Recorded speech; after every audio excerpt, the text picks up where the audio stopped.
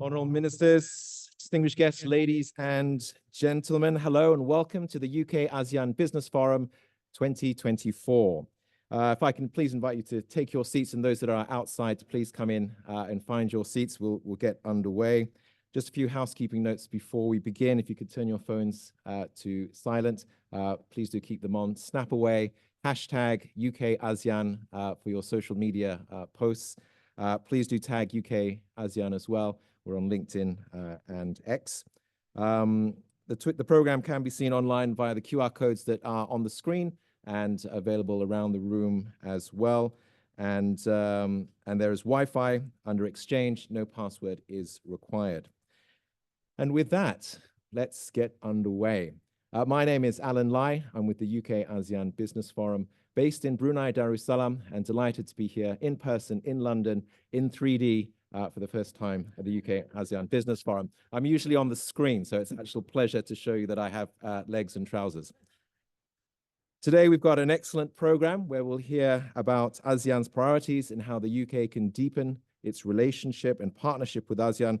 To get us underway, would you please give a very warm welcome to Stuart Tate, Head of Commercial Banking, UK HSBC, and Vice Chair of the UK-ASEAN Business Council. Stuart.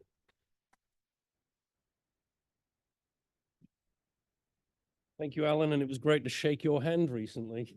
A firm grip, if I can say. Well, it's my pleasure to open events today, and you know, very good morning, a very, very warm welcome to everybody that's here, especially those that have traveled, obviously, from much further afar. We really do welcome you, and it's a particular honor to welcome you to here in our global headquarters, HSBC's head office for the group, not just as the Vice Chair of the UK-ASEAN Business Council, but as someone who's personally spent many years working in both Asia and the UK. It's having a career like that makes me really passionate about what I see as significant opportunities for the two regions to work closely together. And we just had a working breakfast, and the key theme was clearly about working together. That's very much what today is about, and working closely together, going beyond just the words. And this will boost growth. There will be real outcome from it. International trade is at the absolute core of what we do at HSBC.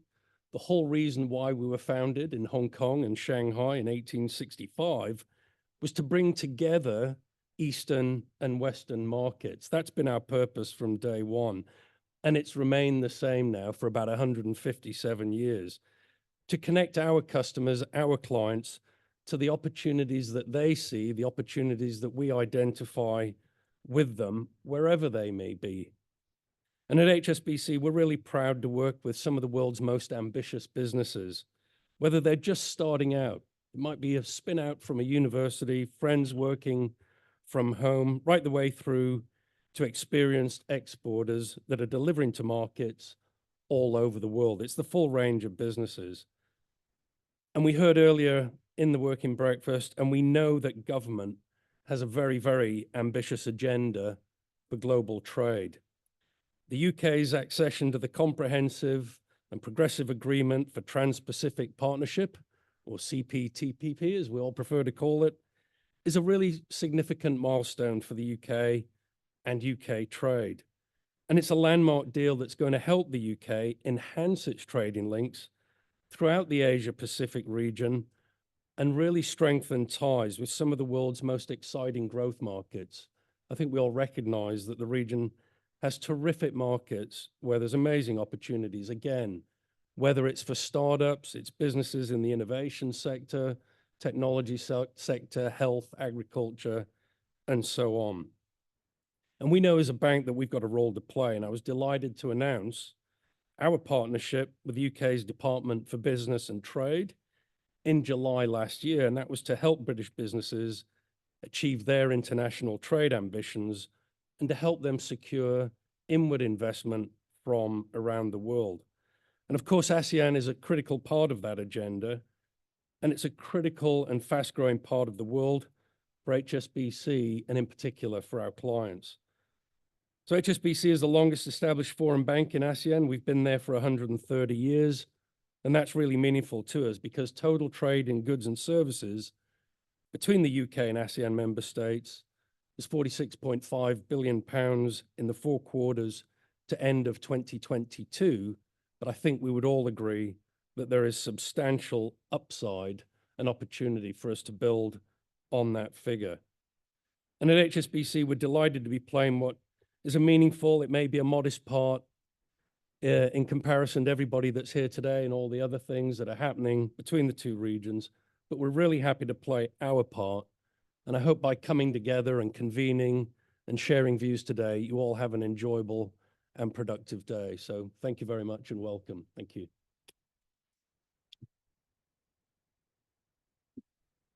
Thank you very much, Stuart, for that very warm welcome to me and to everyone here today. It's now my absolute pleasure to invite Mr. Ian Gibbons, the CEO of the UK-ASEAN Business Council, to join us on stage to give his welcome remarks.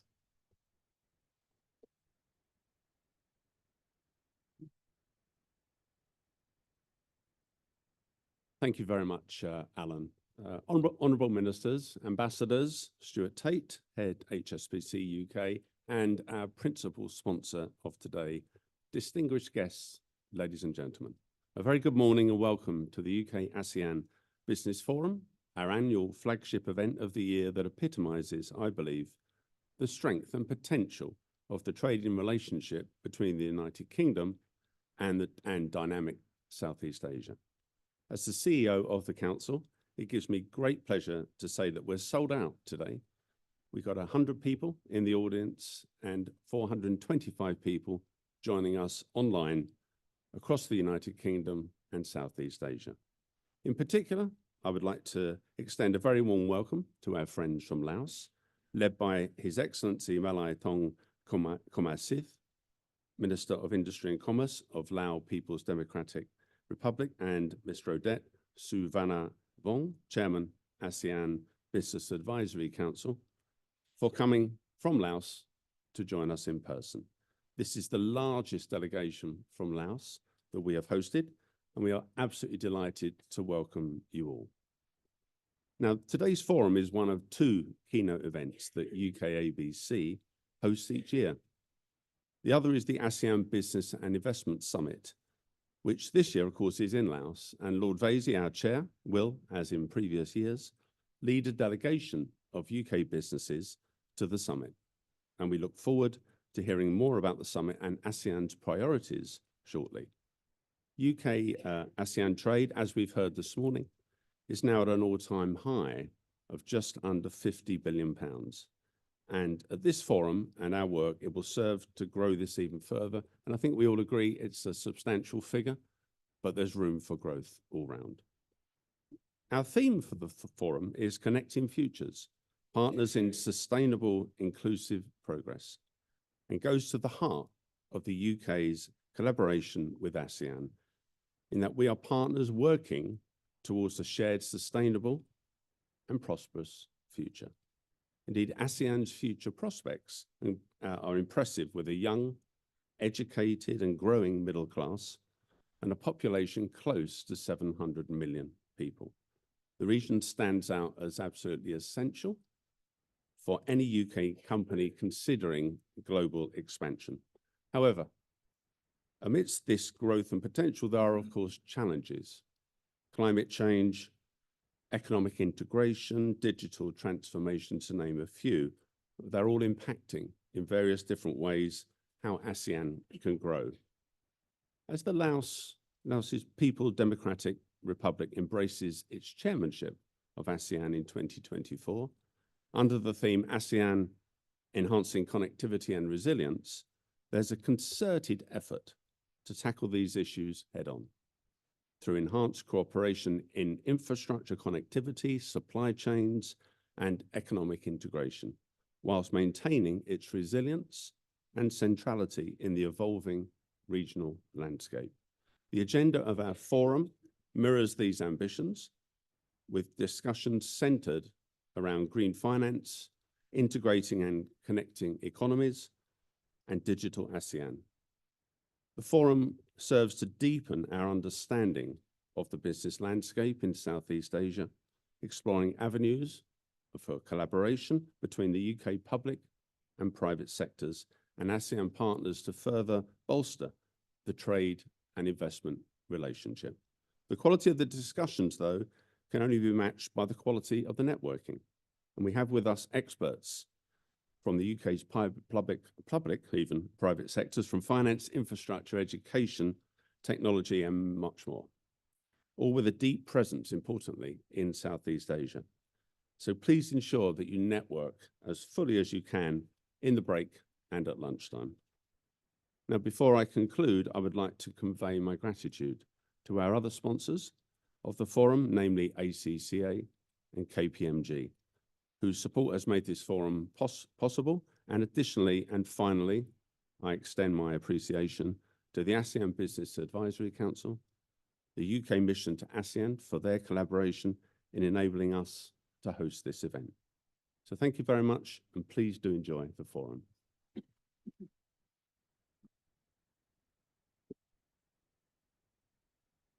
Thank you very much, Ian. And now it is my pleasure to invite Mr. Ode Suvarnabhong, the Chair of the ASEAN Business Advisory Council and our key partner in ASEAN, to the stage for his welcome remarks. Mr. Ode.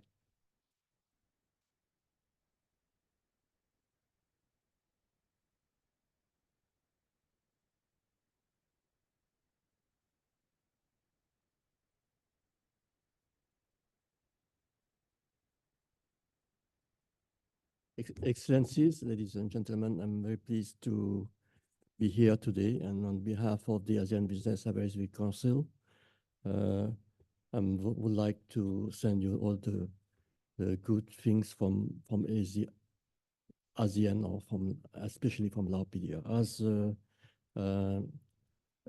we have also here today a large delegation of Laopedia, also headed by our ministers, Mr. Maletong Komasit, and I'm very happy that the ASEAN UK has organized this forum today. Laopedia is sharing the ASEAN this year, and we are having three main objectives to develop the economy in ASEAN, and the priority is in integrating and connecting economies, as we have already talked about it, and enforcing and including the sustainable future, and then transforming the digital future. So it's based on the connecting economies, inclusive sustainable future, and transforming the digitalization of ASEAN. For the private sector, we have 6 priorities, and which is aligned with the priority of the government. And the first priority is, of course, digital transformation. Digital transformation will bring a more faster development in the economy. Everybody is working on that, and ASEAN is also in the forefront of the digitalization, especially in digital finance, digital trade, and also in digital government.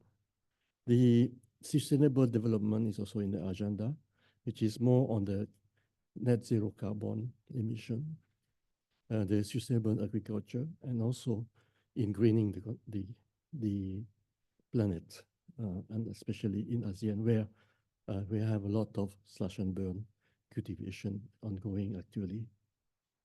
Health is also the important part of our agenda. It's because of the pandemic that we have experienced, we want to be more prepared for the next pandemic, but we're sure it may happen again. And to prepare not only the government, but the private sector to survive during the pandemic, and also to be more prepared in terms of accessing the drugs and also what is needed. The important agenda also is on food security, but we talk more on the supply chain of food due to the situation actually, the war in Ukraine, the tension in many countries. It's disrupt the food supply chain, and also to enhance the productivity of the farmers and the food producers. The trade and investment facilitation is very high in the agenda because ASEAN also is struggling to increase their intra-ASEAN trade. We are trading a lot with Europe or the US or other part of the country, but we are trading very few with our own ASEAN countries. So we want to increase and to be a central economic entity, so you can trade directly and get more benefit from us. And this year, our theme is connectivity and supply chain. Connectivity is very important because it will bring ASEAN centrality as you know, it will enhance the ASEAN connectivity, as I said. And this year we are going to promote the supply chain connectivity between ASEAN itself and ASEAN and the rest of the world. We plan during the Laos chairmanship, we plan to have a connectivity first with China and to connect ASEAN with China through the railways. We have a large China railways will be extended to Cambodia and so in the future on, and also linked to the rest of ASEAN. And the China railways also linked to Europe and could be linked to the UK in the future. So this is one, and also we also want to extend the connectivity and reach new markets.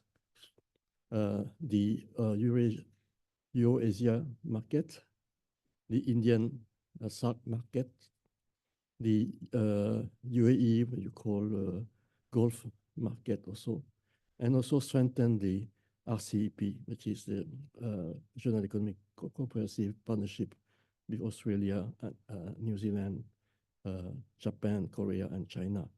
So that is a connectivity and also a supply chain that we need to develop based on a project which we call a legacy project, which will be a very long-term project for development. And you know that it's not so easy to develop connectivity because we need finance, we need people to do it.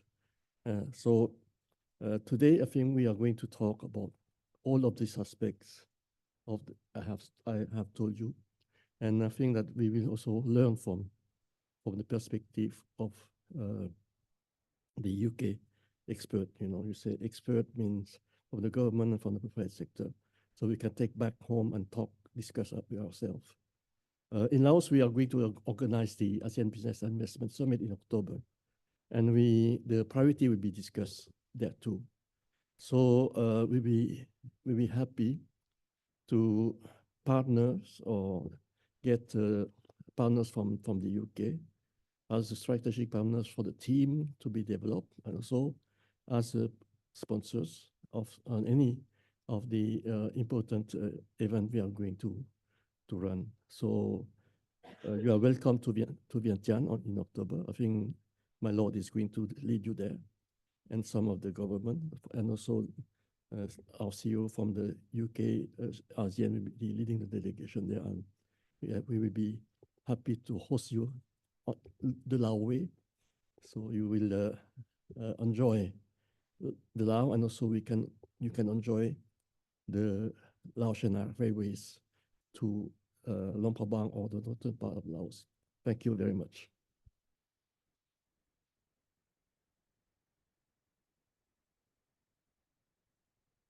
Thank you, Mr. O'Dea. And a lot of the issues that we've heard already will be unpacked in the sessions to follow, where we're going to be talking about connectivity, green finance, and digital ASEAN. So a lot to get through this morning.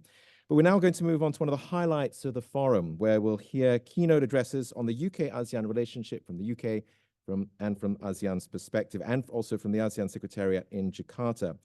But may I first invite the Right Honourable Greg Hands, MP, Minister of State for International Trade, to give his keynote address. Minister Hands, please.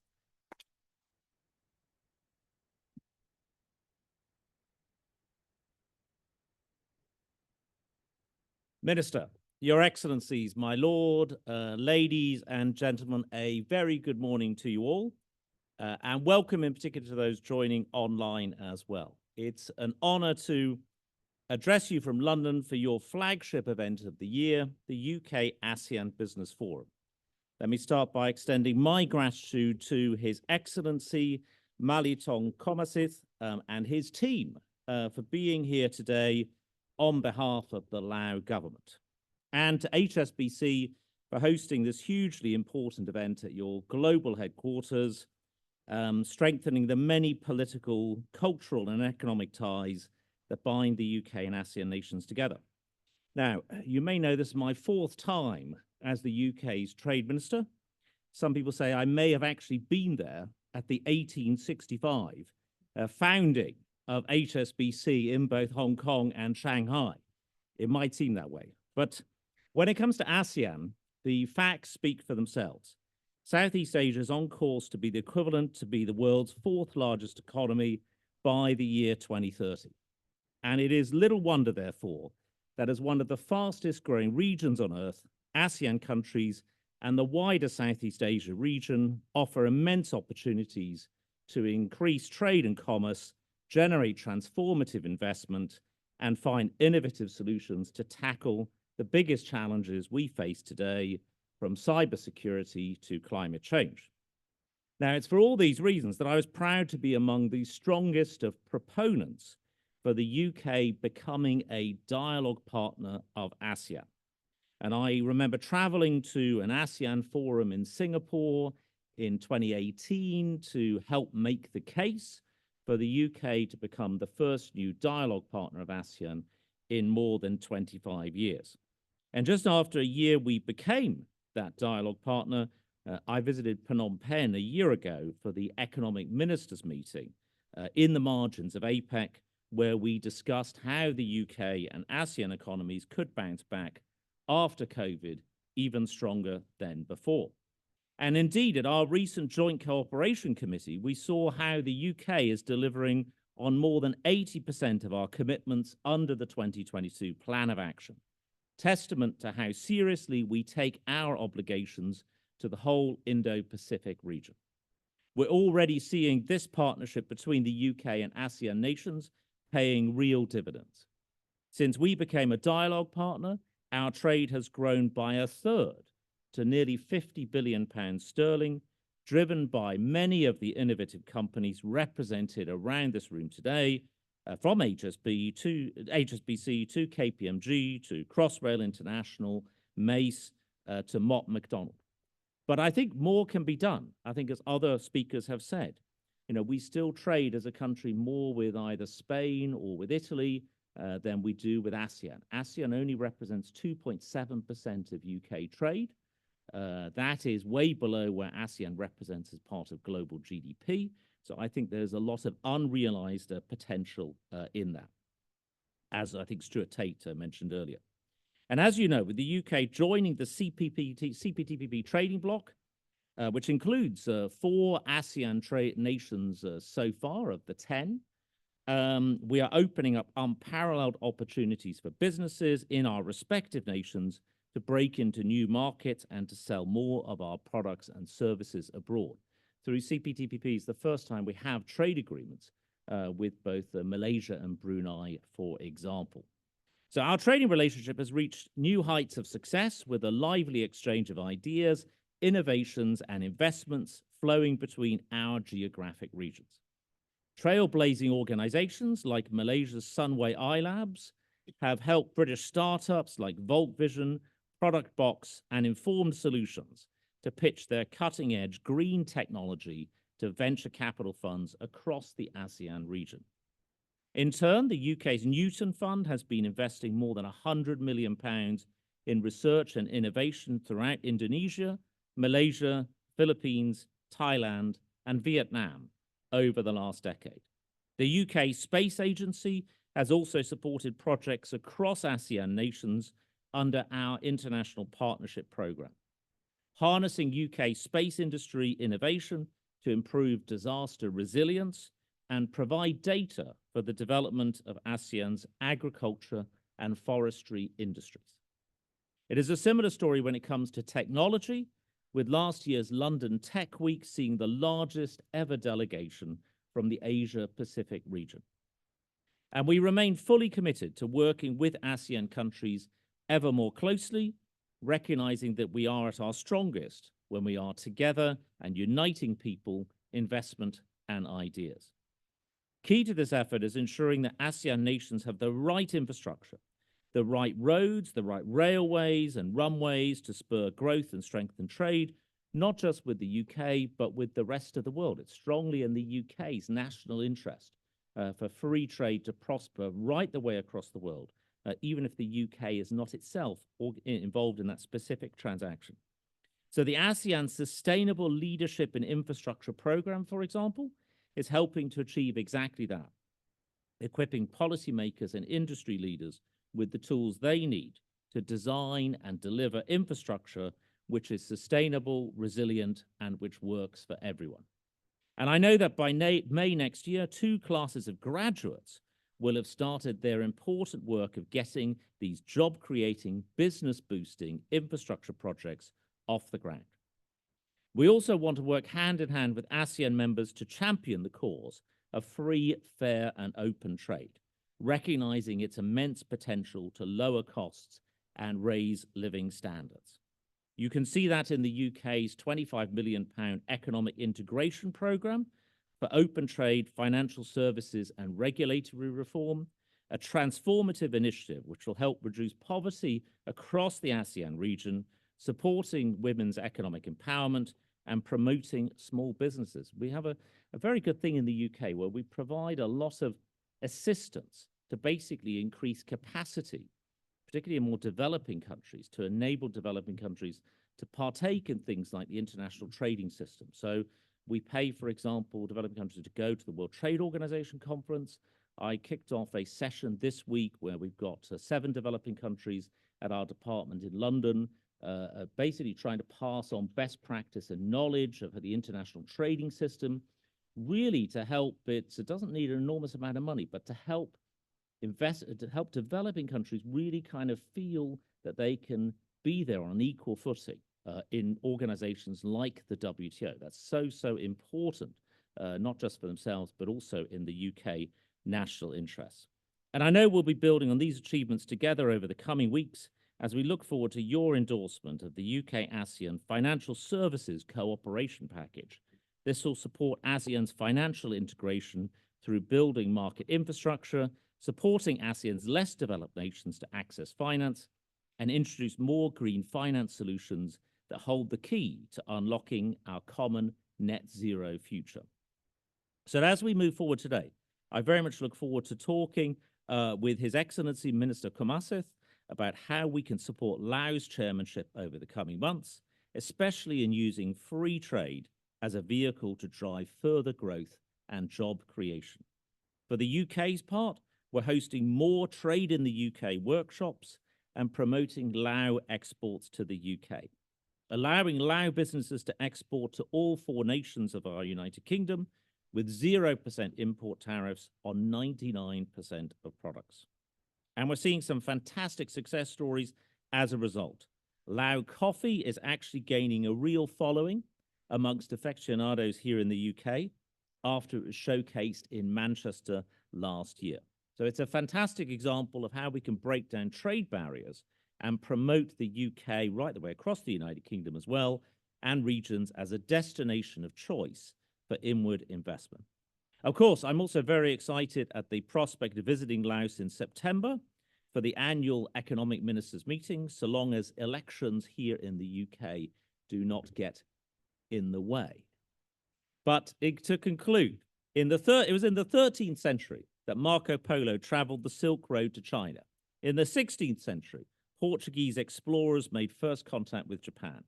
Both of those events, the beginning of relations between European and Asian nations, were pivotal in the prosperity of both regions, delivered through international trade.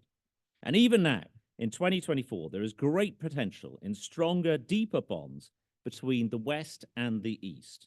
The part that we play here today is another brick, another footstep, another strand of cord towards a great symbiosis for both the UK and the whole ASEAN region. And with that, I'm delighted to hand over to His Excellency Minister Malithong. Thank you.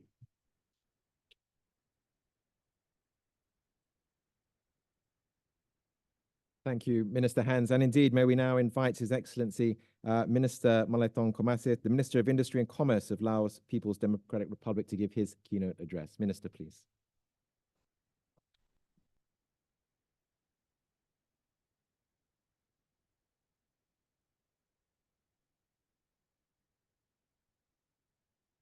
The Right Honorable Greg Hans, Minister of State for Trade Policy. Ian Shibon, CEO, UK and ASEAN Business Council. Right Honorable the Lord Vice of Didcot, Chair at UK-ASEAN Business Council. Minister Uday Suvarnavong, Chairman ASEAN Business Advisory Council. Distinguished guests, ladies and gentlemen, I'm honored to be invited and to participate in this UK-ASEAN Business Forum 2024 under the themes Connecting Future Partners in Sustainable Inclusive Progress in the beautiful, unique, and dynamic cities of London. Taking this opportunity on behalf of the governments of the Lao PDR, I would like to express my profound appreciation to the Department for Business and Trade, to the UK-ASEAN Business Council, and to HSBC, ACCA, KPMG, relevant organizations and individuals who have contributed and make this meaningful forum possible. Distinguished participants, regions around the world continue to face challenges, including economic and financial difficulties, climate change, natural disaster, traditional and non-traditional security issues. Collective effort in enhancing connectivities and resilience and strengthening ASEAN relations with external partners are of utmost importance if we are to address the challenge in front of us. As the chair of ASEAN this year, Lao PDR has adopted the themes of ASEAN enhancing connectivities and resilience, and the ASEAN Economic Minister Retreat early this month has supported and endorsed the 14 priority economic deliverable for the Lao PDR chairmanship year in various sectors covering agriculture, tourism, energies, intellectual properties, small and medium enterprises, digital transformation, and initiative to strengthen our supply chains and narrow the development gap. These 14 priorities are organized under the 3 strategic thrusts, which includes integrating and connecting economies, forging an inclusive and sustainable future, and transforming for a digital future. These 14 priorities are spread across the ASEAN economic community, and 8 of them fall under the purview of the ASEAN Economic Minister. The theme of our forum today is very relevant to the ASEAN economic priority this year. Therefore, I am confident that the UK-ASEAN Business Forum will help promote and contribute to the strengthening of cooperation between ASEAN and UK. I agree with Honorable Greg Hans, Minister of State for Trade Policy, that we can do a lot more to promote trade and investment between UK and ASEAN. And I would like to add my view on the potentials and how we can further promote economic, trade, and investment cooperation between ASEAN and UK.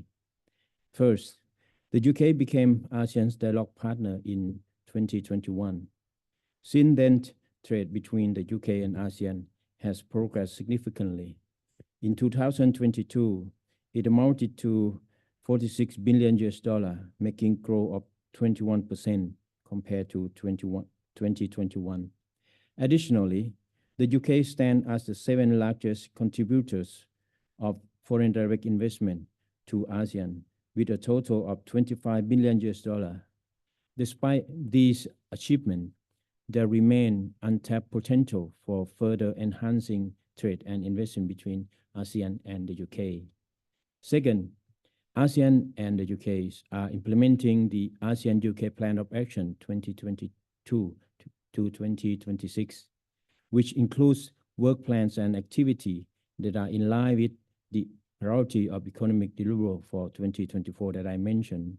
For example, narrowing the development gaps within and between ASEAN member states, enhancing ASEAN connectivity, supporting ASEAN economic integrations and capacity building, strengthening ASEAN-UK supply chains for MSME, in particular, to contribute to inclusive and sustainable growth, promoting greater digital connectivities and cross-border digital trade, and so on. It is essential for ASEAN and the UK to work together and enhance the efficiencies and effectiveness of the implementation of the ASEAN-UK Plan of Action. Third, the themes of our forum today on connecting future, partner in sustainable inclusive progress, link directly with some of the priority economic deliverable under Laos ASEAN Chairmanship 2024. For example, developing a strategy to support the implementation of the ASEAN carbon neutrality, the ASEAN Action Plan on Sustainable Agriculture, and creating the ASEAN ecotourism standards.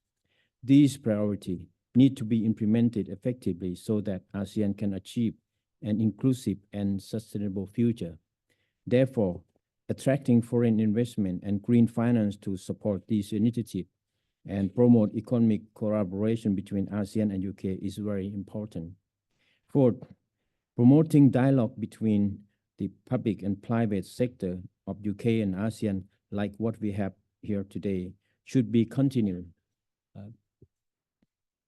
For information, ideas, and view exchange to promote more trade and investment between our two regions.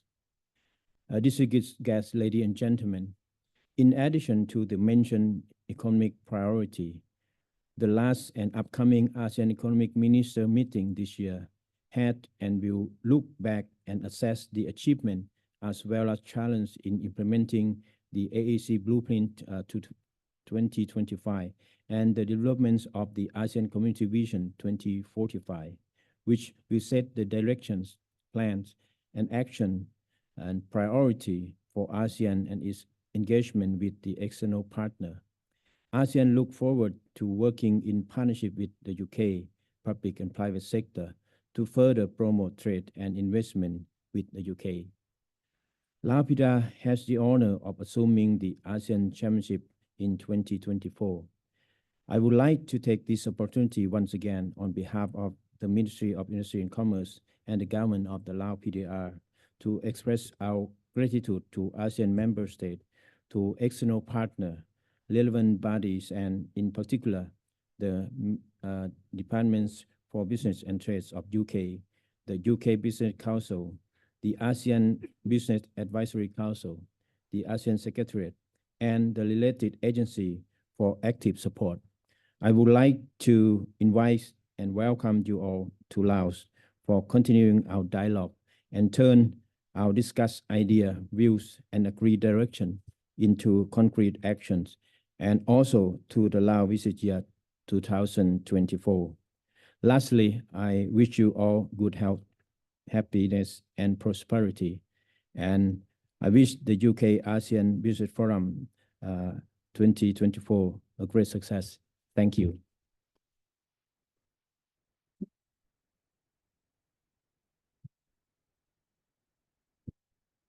Thank you very much, Minister Komase.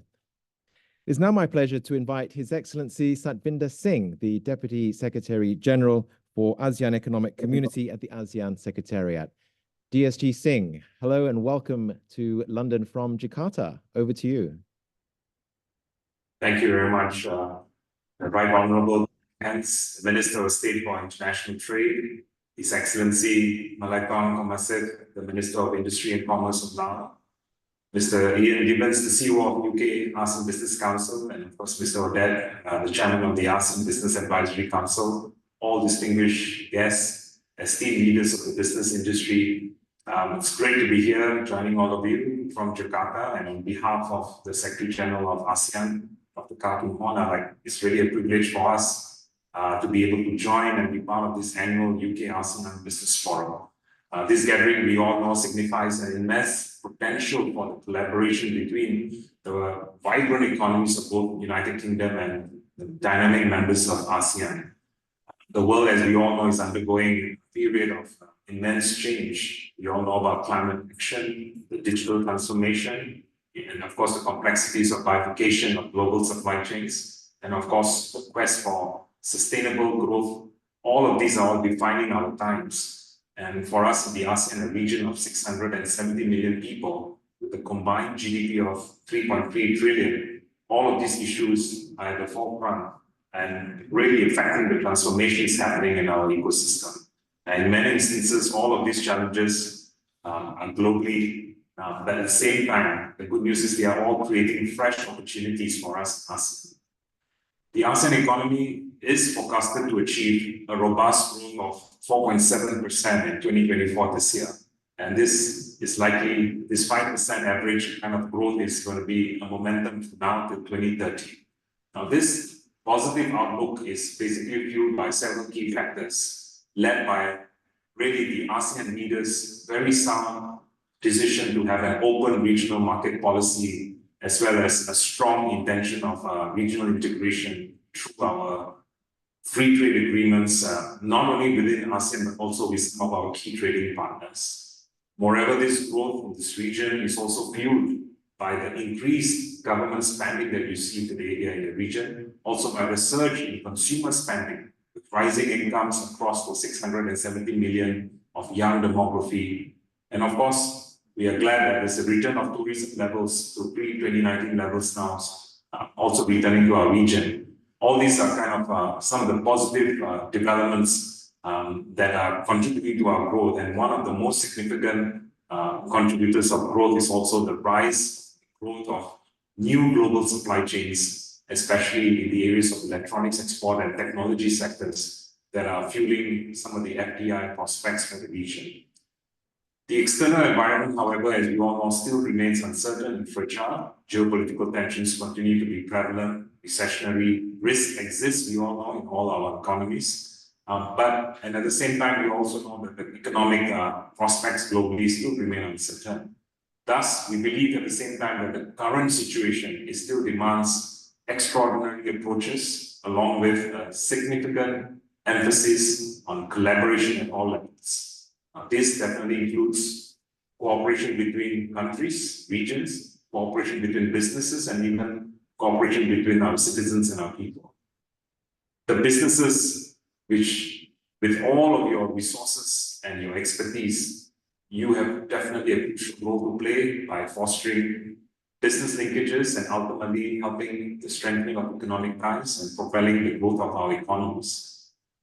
The fundamental bifurcation requirements of the current global supply chains, and more importantly, the important need to decarbonize the global supply chains. This definitely means that we all are at a critical juncture in Asia to reorganize the global supply chain priorities in Asia. And this is precisely where I believe for UK businesses operating in Asia as a whole, ASEAN definitely has a big relevancy to your needs. It's going to become even more critical for both, I believe, for both ASEAN and UK to start exploring the possibility of economic agreements, even FTAs, to help us integrate and make us even more competitive in order for us to be able to bring value to each other. Ladies and gentlemen, the future of ASEAN and UK, we believe, is intertwined with immense potential for collaboration, earlier speakers have mentioned, in green economy, in green finance, and even digital transformation.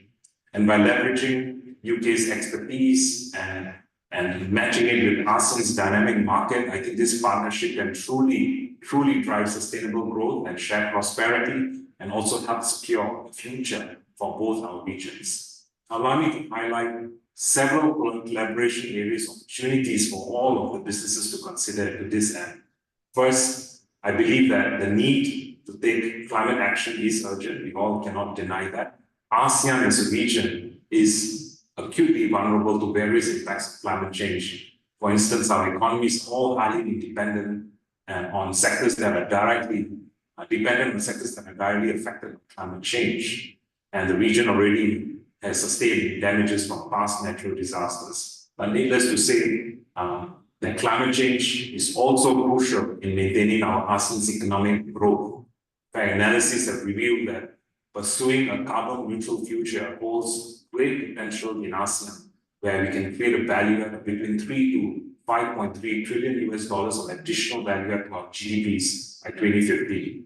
And this in return can attract trillions of dollars in green investments and generate millions of jobs. Now, the best part is the fact that in building and this prospects, we are a region where more than 35% of the carbon sink in the world sits in our region. So a huge amount of opportunity for our businesses to tap on this. Now, recognizing this, we in ASEAN are fully committed in sustainable future, and we have actually launched the ASEAN Strategy for Carbon Neutrality. This is a strategy that provides investors with greater clarity and confidence of the region's green future. And through this strategy, we aim to deliver 4 key outcomes. First being the development of green industries. Second, we want to build the interoperability between ASEAN and make it more integrated. Thirdly, we are also aiming to have globally credible standards that bring transparency and relevancy. Fourthly, we also want to develop green capabilities, especially in human capacities. This strategy in place is designed to empower businesses all over the world to come and work with us, and also to help us create the ecosystem that's going to be really helping us to move towards decarbonization. Ultimately, this strategy presents exciting opportunities for UK businesses, and it offers a great chance for UK businesses that are at the forefront of driving green transition, whether it's from renewable energy solutions to cutting-edge energy efficiencies, or even in new technologies of waste management or water conservation technologies to bring your solutions to our region and work with us. We all know how significant the expertise are in the UK in green technology, and you are really well positioned, and you could be a very valuable partner in our journey towards a sustainable low carbon economy. Second, I believe the critical factor in enabling our ASEAN green transition is financing. At present, the way we assess risk in our region has not really kept up with the existing needs of our economies and our transition needs. I think this is where ASEAN requires approximately today $200 billion US dollars annually from now to 2030 in order to move our needle towards green transformation. However, our ASEAN sustainable debt markets comprising of all the outstanding green social sustainability bonds, it only amounts to about 47, close to about 50 billion. So in comparison globally, really the ESG bond insurances have surpassed 1.7 trillion and projected to reach 4.2 trillion. And basically what we can see is that we need to intensify in our region our efforts to promote sustainable financing and to enable our region to access global sustainable financing. And this is where we have also built the ASEAN taxonomy for sustainable finance, which was developed in 2021. It's a game changer. And again, it provides common, clear guidelines for sustainable investments in ASEAN member states. And we believe with this in place, UK can complement, it can play a very significant role in improving the availability of green financing in ASEAN through various avenues. You could actually look at intensifying investment directly in our green projects through blended finance mechanisms that could help us de-risk the green projects and attract private investors. We can also look at welcoming UK government as well as financial institutions to share experiences in developing green financial products and regulations in our ASEAN countries. This includes your expertise in issuing of green bonds, and sustainable linked loans, and even green infrastructure financing.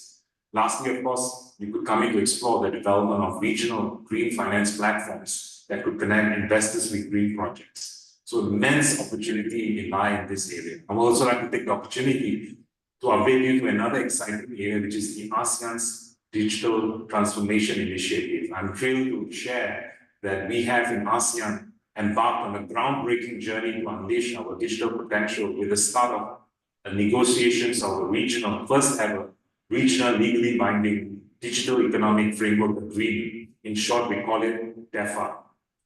DEFA, which is a legally binding agreement being negotiated to be completed by 2025, will unlock a whole hidden treasure trove of economic opportunity for ASEAN. And it's a study that BCG did for us this year estimates that we could actually double our digital economy to $2 trillion by 2030. And this is where DEFA can help transform ASEAN into a vibrant hub of innovation. Businesses will flourish, and partners from UK could come in and tap on a huge amount of opportunities in digital economy.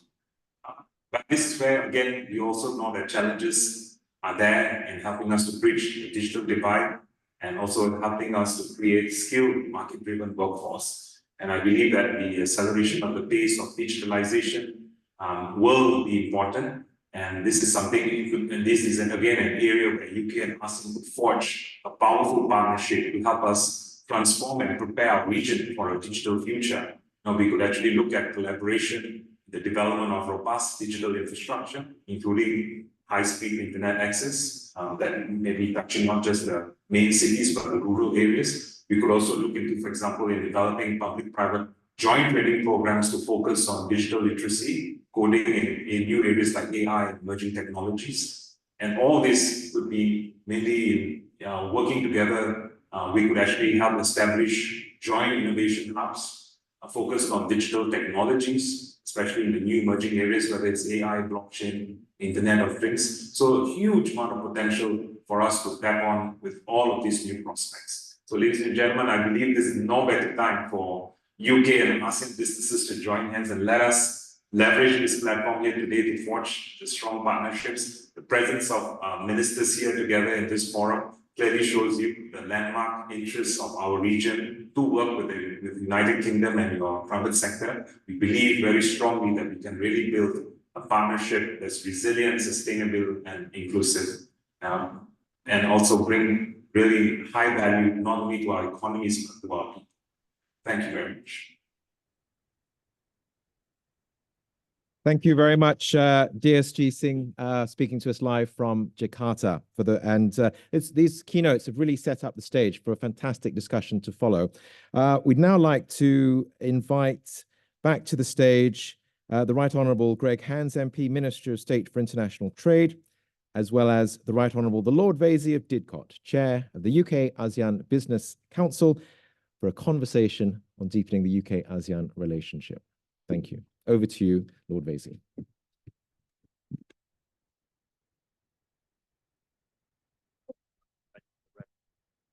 I've grabbed the House of Lords microphone. It's got a red band, and Greg, please have the Conservative Party microphone, which is a fantastic thing to see. We're only 5 minutes over time. We're scheduled for a 25-minute fireside chat, which would take us into the middle of next week at this rate for this conference. So I think we'll slightly curtail our remarks. And the great thing is that you and I can get straight to the point and not mess about. Do you think? Absolutely. We're not going to waffle about. So, Greg, you're the Trade Minister, and obviously you've given a keynote address talking about how the UK supports ASEAN. I mean, what we're really talking about in pounds, shillings, and pence is how can we open up ASEAN markets to British business and vice versa? What are the kind of practical steps that you, as a minister, can do to help us trade with each other? Because I thought the bit that resonated most about your remarks was this 2.7% of British trade point. There is a huge scope to increase our trade with ASEAN. Oh, well, thanks, Ed. I mean, I think the first thing to start here is that to always remind ourselves that governments don't trade. Businesses and consumers trade. Governments are there to help facilitate, provide frameworks, assist contacts like this event today, supported by the UK government. But essentially, it's down to businesses and consumers. And often it's a case of the government actually getting out of the way when it comes to trade. I would highlight, first of all, the huge potential already spoken about, that UK-ASEAN trade is up quite a bit, but really there's a lot of unfulfilled potential. I would particularly highlight the area of services, where, of course, the UK is the world's second largest services exporter after the US, and this is really a big part of the future of UK trade. is exporting high value added professional business services, financial services, legal services, related things, accounting, audit. You know, these are all things the UK is incredibly good at. Many of the people in this room are active in that space. So I would highlight services, working with the sort of areas that I think high growing economies like in ASEAN really need, won't necessarily have a huge amount of themselves, that kind of expertise. I would say looking at particularly things like infrastructure, where the UK has got a really, really good offer. Many of the firms I think in this room are involved in that space. The UK can provide a sort of full consortium approach through Infrastructure Exports UK is something we've really looked at. Financial services, you know, it is a massive area of UK strength, not just because I'm not just saying that just because I'm in HSBC headquarters, but really is, and we've really worked on that. We've worked on a package of financial services support. We've met with the ASEAN finance ministers and central bank governors and designed a way of working together for the governments and central banks to help facilitate that exchange. And I'd also say on professional business services, consultancy, accounting, legal, these are big areas where the UK not only has great expertise, but I think are quite high ticket items for boosting, if you like, the pound value of our exports.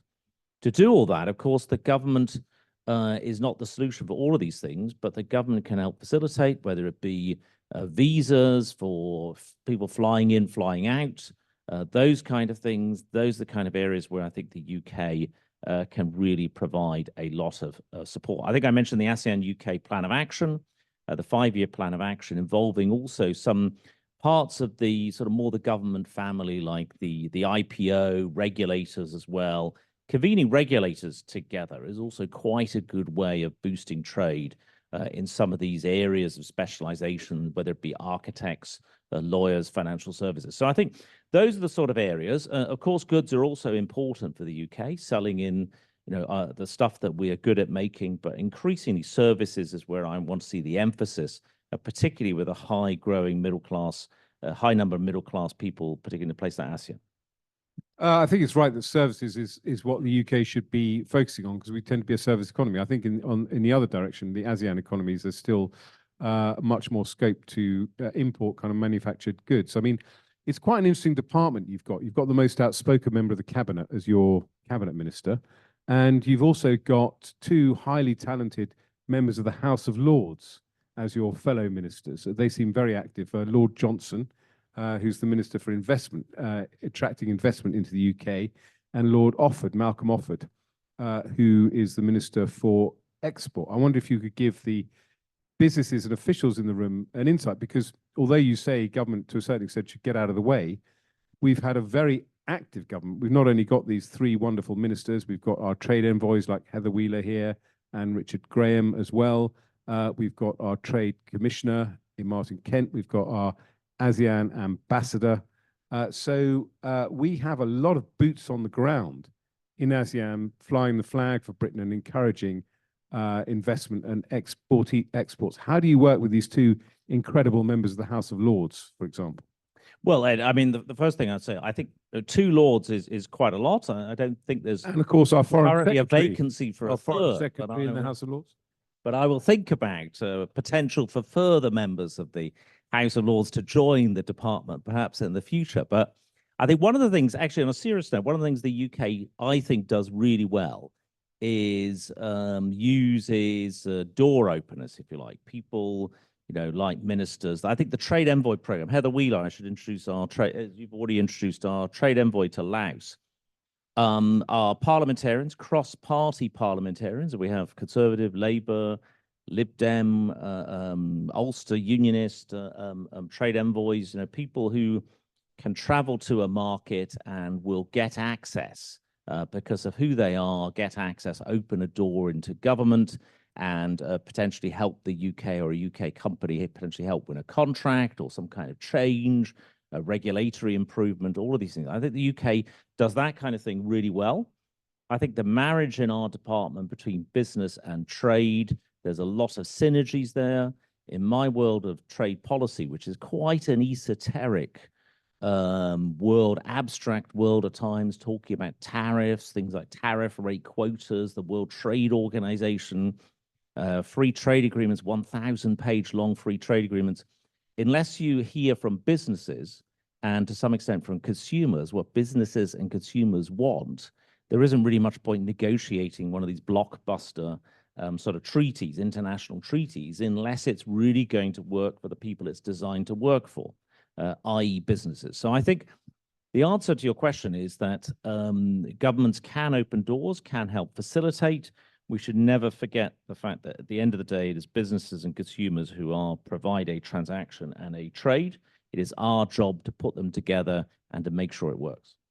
Yeah, I think that's right. And I think business and government can work in a very close and collaborative way. I mean, we had a breakfast meeting before we formally started this summit where we talked, for example, about how government can support with export finance guarantees and also how British banks can work more closely with banks in the region, particularly in Laos. I mean, I do think one of the things I learned at the breakfast is apparently you can get a train from Germany to Beijing, and that you and I might in fact travel on it in October on our way to the Business Investment Summit, provided you're not fighting a campaign. But it's interesting, for example, British Airways doesn't have direct flights to Bangkok. Shouldn't we be working with British business as much as possible to show the ASEAN nations that they are at the forefront of British minds? Well, I think that is a good question. I think helping facilitate, cooperate is the right thing. I think quite often, without straying too far into things like flight schedules, I'm always resistant to the government getting involved in that sort of thing. I think ultimately that is a sort of rational business decision for British Airways, whoever it might be. If I were to talk to Stuart here at HSBC, please set up right away a banking operation in, for sake of argument, Paraguay, he will probably know better than me whether that is a good prospect for HSBC. So I think I see the role of government as facilitating, coordinating, but not pretending to be in the business sector itself and recognize rational business decisions. I think sometimes, though, what we also have to recognize that not all governments behave in the same way, though. So quite a few governments will try and effectively become businesses or take over businesses or operate themselves. And that's why I think we have to be a little bit careful from the UK in our very sort of open trading, open business environment, that there are protections there, particularly if foreign governments don't behave in quite that sort of hands-off way that we do. We had a vivid demonstration from the Deputy Secretary General of ASEAN of the importance of digital links between the UK and the region. Digital transformation is a subject very close to my heart, and the UK is one of the leading economies in the world, actually, in terms of tech and in terms of also using digital. The British consumer is very digitally savvy, but also the British government is very good at providing services digitally. It came up again at our breakfast, and it's come up in some of the keynote speeches. How can the British government work more closely in the region in terms of this massively important agenda? Well, I think it's recognizing, again, a key British strength. Digital and technology is something we do very well. And that's what we as a government have been trying to foster. We did a first of its kind digital economy agreement with Singapore, the UK-Singapore Digital Economy Agreement, which is quite a ground-setting new form of trade agreement to enhance digital trade and cooperation between the UK and Singapore. Second thing I would say the UK does, which we've enabled ourselves to do by being outside of the European Union, has been to pursue a much more liberal policy when it comes to data localization. So this is where to sell a product into a country or a service, you don't have to have a local data partner. You can store that data in your home market. This makes it a lot easier, particularly for first-time exporters exporting into a new market. You don't have to have a data partner. That has been, I think, a key thing that we've enabled ourselves to do by being outside of the European Union. And the third thing is the UK is right at the forefront at the World Trade Organization in making sure that e-commerce continues to be tariff and custom free. I mean, that's one of the strangest things in the world today, is that every time there's a ministerial conference, the World Trade Organization, a few countries come along, I don't think from ASEAN, come along and say we should be taxing digital transactions.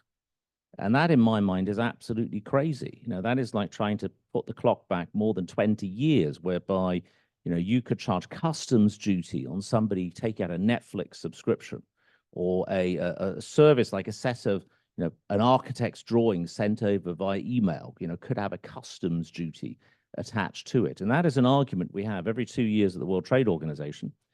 I and the UK are right at the forefront of saying, no, this would be a crazy route to go down to tax e-commerce transactions. And every time we have this argument, I show and others show that the impact on GDP of some developing countries would be far bigger than anything they might gain from the customs duties. Now, you and I know, having been in government, it's all slightly tempting. You see some new ability to find some tax stream that you haven't seen before, and most governments are a bit short of money, and they think, well, this is a great thing. No one's going to notice putting a bit of customs duties on these things, but it never really works out. And the UK is right at the forefront, partly because we are such a digitally enabled economy, to make sure that e-commerce transactions continue to be duty-free. Fantastic. Well, look, I'm going to wrap it up shortly because obviously we're well over time.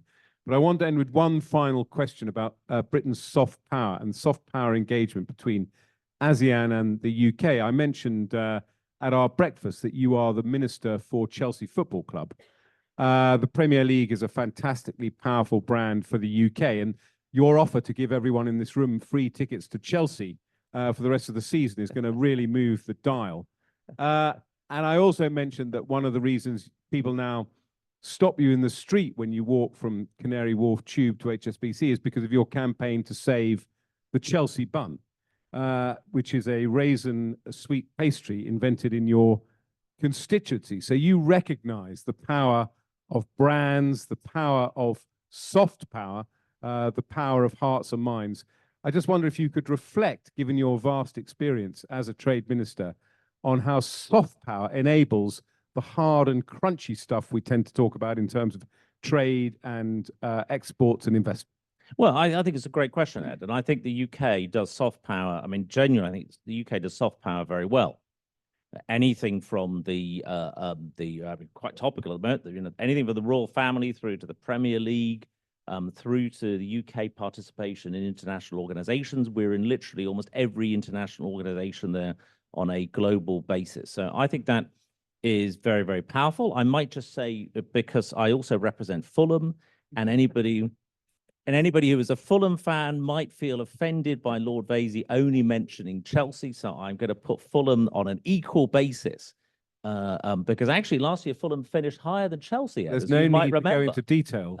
That's you. We're talking broad brush. A detail, but I thought that was quite important for my constituency. But you know, but actually, on a serious note, I think soft power, the UK, as we've seen with the return of David Cameron, I think who's actually a big part of UK diplomatic soft power at the moment, is having a former prime minister as your foreign secretary.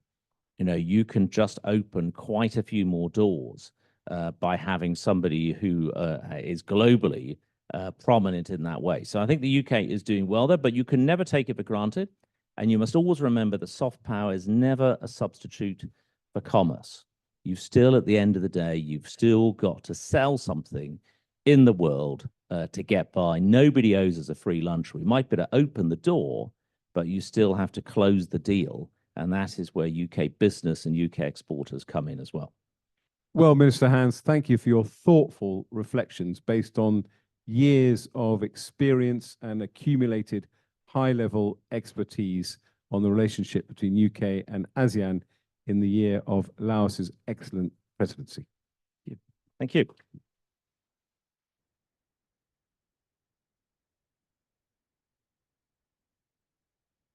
And we look forward to Chelsea buns at some point as well. Please another round of applause for Minister Hans and Lord Vasey for that excellent discussion. We're now going to move swiftly on to our next panel. Green finance has been mentioned many times in the course of this morning and examined a little bit at the breakfast we held earlier. We now have a fantastic panel discussion on green finance. If I can invite to the stage Stuart Tate, the Group General Manager and Head of Commercial Banking, HSBC UK, and Vice Chair of the UK-ASEAN Business Council, Bapak Rino Donosopotro, Cluster CEO for Indonesia and ASEAN markets to Standard Chartered Bank and Board Director of the UK-ASEAN Business Council, fondly known as Pak Doni. And also, if I can invite Richard Graham, CMG MP, Prime Minister's Trade Envoy for Indonesia, Malaysia, the Philippines, and the ASEAN Economic Community to the stage to begin our discussion on green finance. Stuart. Thank you. But if we could finish maybe 10:45. We will. Thank It'll be about 30 minutes. We'll keep it moving. Thank you very much. Green finance been raised several times. That's what this session's all about. For about 30 minutes or so, you know, the figures are quite staggering. For ASEAN to achieve its climate change goals, to be low carbon and climate resilient, to be able to sustain climate issues, it requires $200 billion of green investment every year until 2030. So green finance really does have a critical role to play in ASEAN's sustainable future. So the discussion today is going to be about how can the UK help improve the availability of green financing in the region. You've heard reference to the breakfast several times this morning that we had earlier. That was very topical, access to green finance. What are the opportunities to work with ASEAN in carbon credit development, green bonds, financing green infrastructure projects, and how can ASEAN achieve a just transition, a just and fair transition? So if I may briefly introduce you, Richard Graham, thank you very much for joining us. Richard is the Prime Minister's Trade Envoy for the ASEAN Economic Community, Indonesia, Malaysia, and the Philippines. You've had a diverse career, Richard. I didn't realize you've worked for Cathay Pacific, for Barings Bank, and the Foreign Office in China, which you know so well, and you're chair of the all-party parliamentary group on China. So thank you very much for joining us this morning. And Pak Doni, nice to meet you all the way from Jakarta. Thank you. Honored to be here. Yeah, very good to see you. Pak Doni, for those who don't know, Pak Doni is Vice Chairman, ASEAN and President, Commissioner, Indonesia at Standard Chartered Bank, has a very varied career. He's overseen, or does oversee, Standard Chartered Bank's business operations across Indonesia, Australia, Brunei, and the Philippines. You've been chairman for ASEAN, Standard Chartered, ASEAN Strategy, and then you're clearly well positioned for this discussion because you're a co-chair of the Green Investment Principles for the ASEAN chapter. So Thank you. both of you, thank you very much for joining us. Why don't I ask a very open question just to kick off, if I can ask you first, Richard, if you can just reflect on your general view. But you do travel to the region often from the UK, so you've got good visibility, both regions, both markets. How would you summarize what the UK is currently doing to help ASEAN with green finance? Yeah. So first of all, Stuart, look, thank you very much. By the way, this session is completely wrong. Really, I should be moderating it and Stuart should be sharing his views on how to do green finance alongside Donny, the two sort of great British banks in Southeast Asia. So sorry for the fact that we got it the wrong way around. Also, sorry that although I was part of the first ever crossing of the Taklamakan Desert, the world's second biggest desert, 800 miles west to east, I actually got lost coming from the underground to HSBC Canary Wharf. So there we are. Apologies for that. Stuart, I think the broad answer to this is that it all starts in practical modern terms with two things. The first was the diplomatic effort to become a dialogue partner of ASEAN in our own right. And that is something which is very hard to explain to a member of the general public. You know, what on earth does it mean? Who benefits? How does my little business suddenly grow faster as a result of this? It doesn't. But what it does do is it opens doors and it arranges for commitments and it enables us to play a much closer role with the coordinating body of the 10 member states of ASEAN. And then the second crucial event was really COP26, where we worked very closely with individual ASEAN countries on their commitments to net zero and also forestry. I was involved in trying to round up some of the forestry signatures from some of our friends in Southeast Asia. And that was an important moment, a snapshot in time that gave everybody very similar commitments. So the question then was, right, how can we, the UK, actually practically help? And it always seemed to me there were four major things. There was encouragement, there was cash, there was capacity, and then there was implementation. Those are the four things. And on the encouragement side, there are lots of different ways of doing this. There are formal channels, not least through our ASEAN embassy in Jakarta, not least through the His Majesty's Trade Commissioner based in Singapore. There are all these different assets that we, the government, have, which are there really to help serve great British businesses like your two banks and lots of others as well. And the encouragement can be done informally as well. To give you one snapshot of that, when I went as the government's special envoy to the inauguration of President Bongbong Marcos in the Philippines a couple of years ago, I raised three things with him in the bilateral I had. And one of them was about offshore wind up in the north of the Philippines, close to the province that he's from, close to the Straits of Taiwan, immense amount of wind. And he was immediately attracted by that, and that dialogue continues. So sometimes it can be a conversation. And by the way, this is happening for real. When I flew into Beijing last week, coming over the mountains and the hills to the northwest of Beijing, as you come roughly from the Gobi Desert, there are onshore wind turbines on pretty well every hilltop there as you fly down to Beijing Airport. So, you know, this business of green energy is for real across the whole of the continent. On the cash side of it, very briefly, look, I think there are various acronyms that we can all get stuck into. There's British Investment International with 500 million based in Singapore. I hope that Caris, if joining us, be able to say a little bit more about the detail of that. There's the Just Energy Transition, sometimes inaccurately called JET, which we have with Vietnam and Indonesia. And there is the Green Transition Fund, which the ASEAN, our ASEAN embassy is very focused on. All of these are really catalysts for working with the private sector, because we can't do it alone. But what we can do, which is the third thing, is help with the capacity. And that's why we shared a stand with ASEAN at COP28 in Dubai, had some really good talks there on how to build technical capacity. And then you get to the last bit, which is implementation, actually identifying the projects and making sure they happen. That, of course, is where we will run inevitably into some problems. There are lots of important people and businesses all around Southeast Asia with a direct interest in things like coal, who will not be in a hurry to transition unless somebody else is paying for it. And that's where we need sort of diplomatic negotiation, skills of the bankers, and businesses on the ground to buy into what is going to be this vitally important charge towards net zero. But I hope that's a sort of a reasonable roundup. And behind all of this, of course, is the fact that, you know, we are the first nation in the world to halve carbon emissions. It's no small achievement. It's not just about offshoring our manufacturing to China and other places.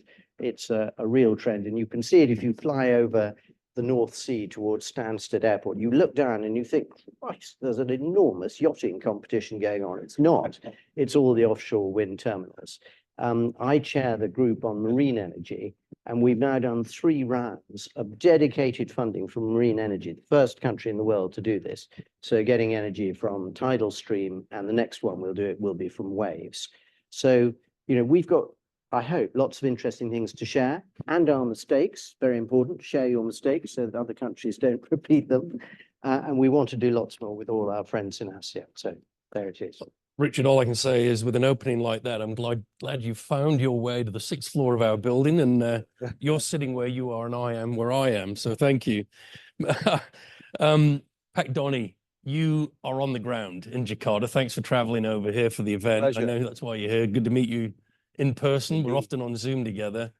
But what's your view of green finance in the region? Because you do operate across the region. What's the view from ASEAN? Sure, thank you. And first of all, it's really a privilege to be here, in particular in HSBC headquarters. But no pun intended. I mean, because we do actually collaborate a whole lot We more do. than we compete. The two British banks in Southeast Asia. You'll see it actually. The whole entire platforms that Richard mentioned, the JETPs, green investment funds and so on. Actually, we're very much actually there together because the task is very daunting, right? It's bringing that capital from the global north to the global south, in particular Southeast Asia, requires all hands on deck, and it's not just for any one firm, or in fact, actually, it's not enough even if we collaborate together. So maybe actually just a quick landscape, Stuart. As we all know, I think actually it's been touched upon earlier by Deputy Secretary General Singh, as well as the discussion with Minister Han and Lord Facey.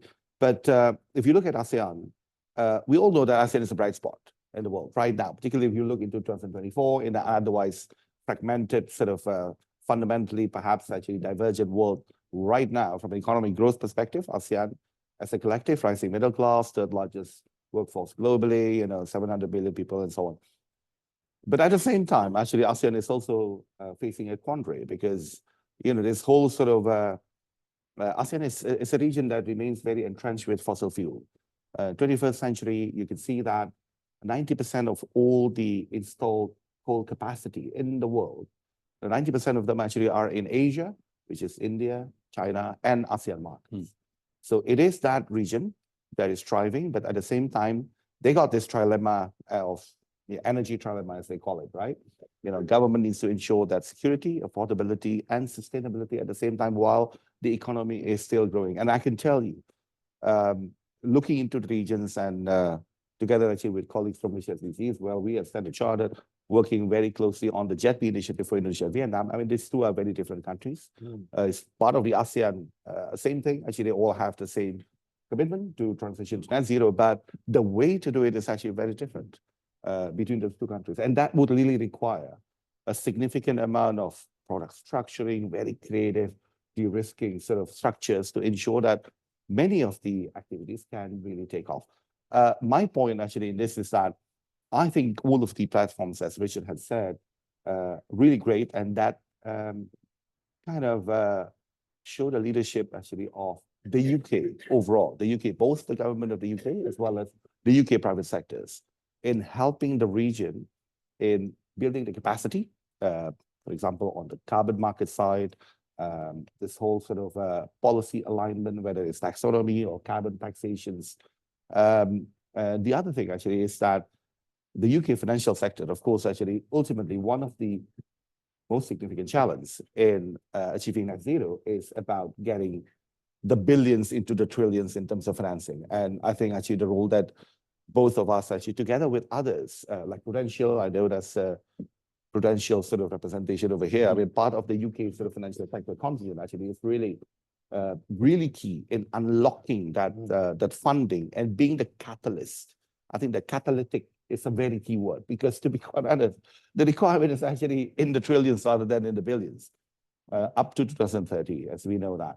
Now, workforce is another part that I believe the UK has got a lot to offer. So again, Southeast Asia, young population, right? As you know. But in making that transition, you need to ensure that the workforce, the skill sets are well equipped to cater for that sustainability transitions across all the sectors within the ASEAN markets. And the UK education sector is one of the best sort of area, I believe, actually, and leading the work actually across sustainability in various facets and dimensions of that. And I think this is actually a part actually where the UK can, and maybe I don't know whether it's called the soft power, but I think actually that's a big part. Last but not least, I just wanted to say, there is this specific about just transition, because we do believe just transition is super critical, but it's easier said than done. Because that just transition, when you look into the really fine details of it, even the countries within Southeast Asia, horses for courses, every country is very different. I mean, it's not a cookie cutter approach. Just like the way we manage our business in Southeast Asia, even smaller countries actually have different sort of, framework, policy framework, and different sort of market conditions and so on. Same thing with whole transition. Now, I believe of all the OECD or developed markets in the world, the UK, both the government and the private sector, does have this, what should I call it? maybe inherent wisdom of understanding, of being very international, given the history and so on. HSBC has been in ASEAN actually for 130 years. We've been there also actually 150, sort of years. So we're old sort of institutions. We understand. A bit of competitions in the banks as to who's been there longer. I must say you both look very young on it. It doesn't matter being actually there longer, but we've been there actually both actually for over 100 years. I mean, that's a whole long time. It doesn't matter, right? Actually, give or take 10, 20 years, to be quite honest. It's over a century is a very long time. Hence, actually, that's why we collaborate actually a whole lot more. But we do have that understanding. But the UK government actually does have that understanding more so than the other OECD markets. And that is what is needed, I believe, because there's still quite a lot of divide, or how should I say it? Actually, just maybe miscommunication, but maybe different perspective that needs to be bridged between that sort of developed markets with the developed markets, particularly in ASEAN, with regards to energy transition, because it's not as easy as flipping, that whole just sort of element. And I think actually we, the UK overall collective, actually stand in a prime position to help ASEAN accelerate the transition to that. Thanks, Pak Donnie. That's very compelling as well. A word you used near the end there was miscommunication.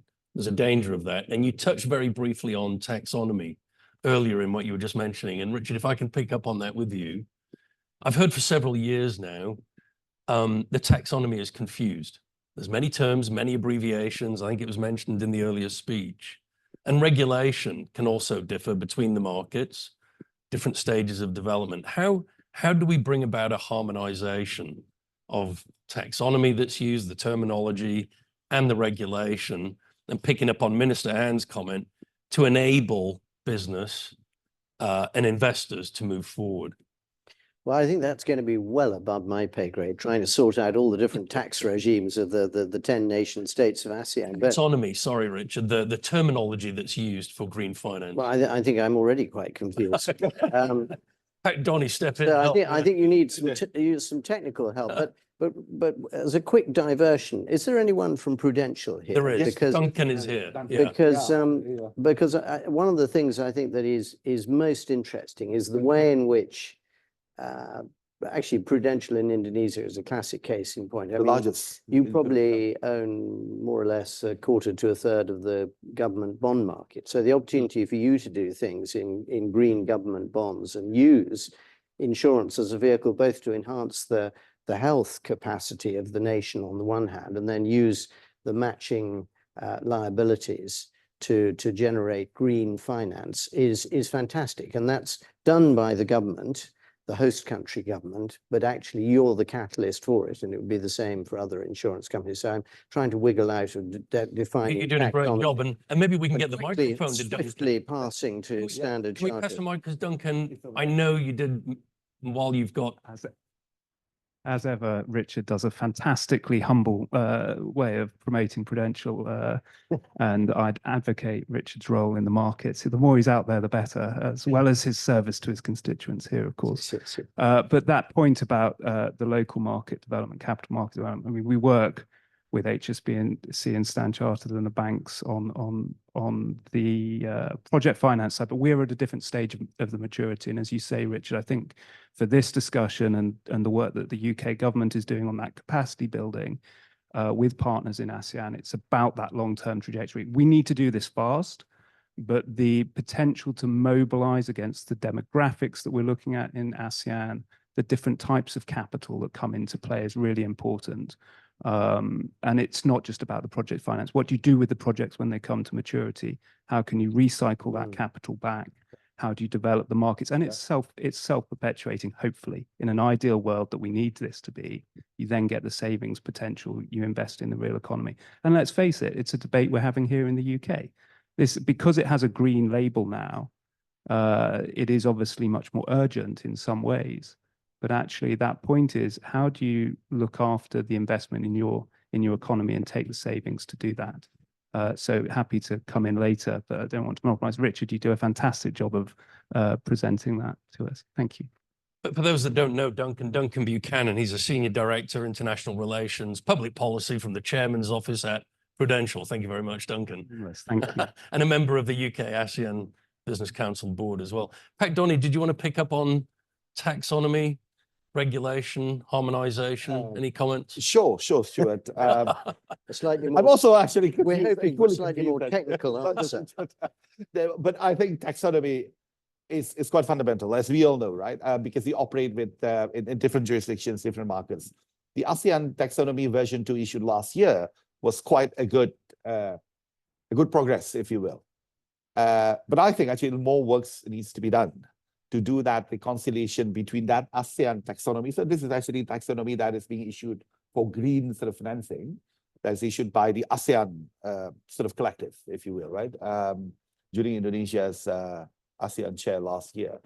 But the reconciliation between that with the local ASEAN countries' taxonomies themselves actually would still need to be done. And I believe actually that sort of creating that soft equivalence between, say, for example, Singapore and Thailand sort of, domestic taxonomies or national taxonomies actually would still need to happen.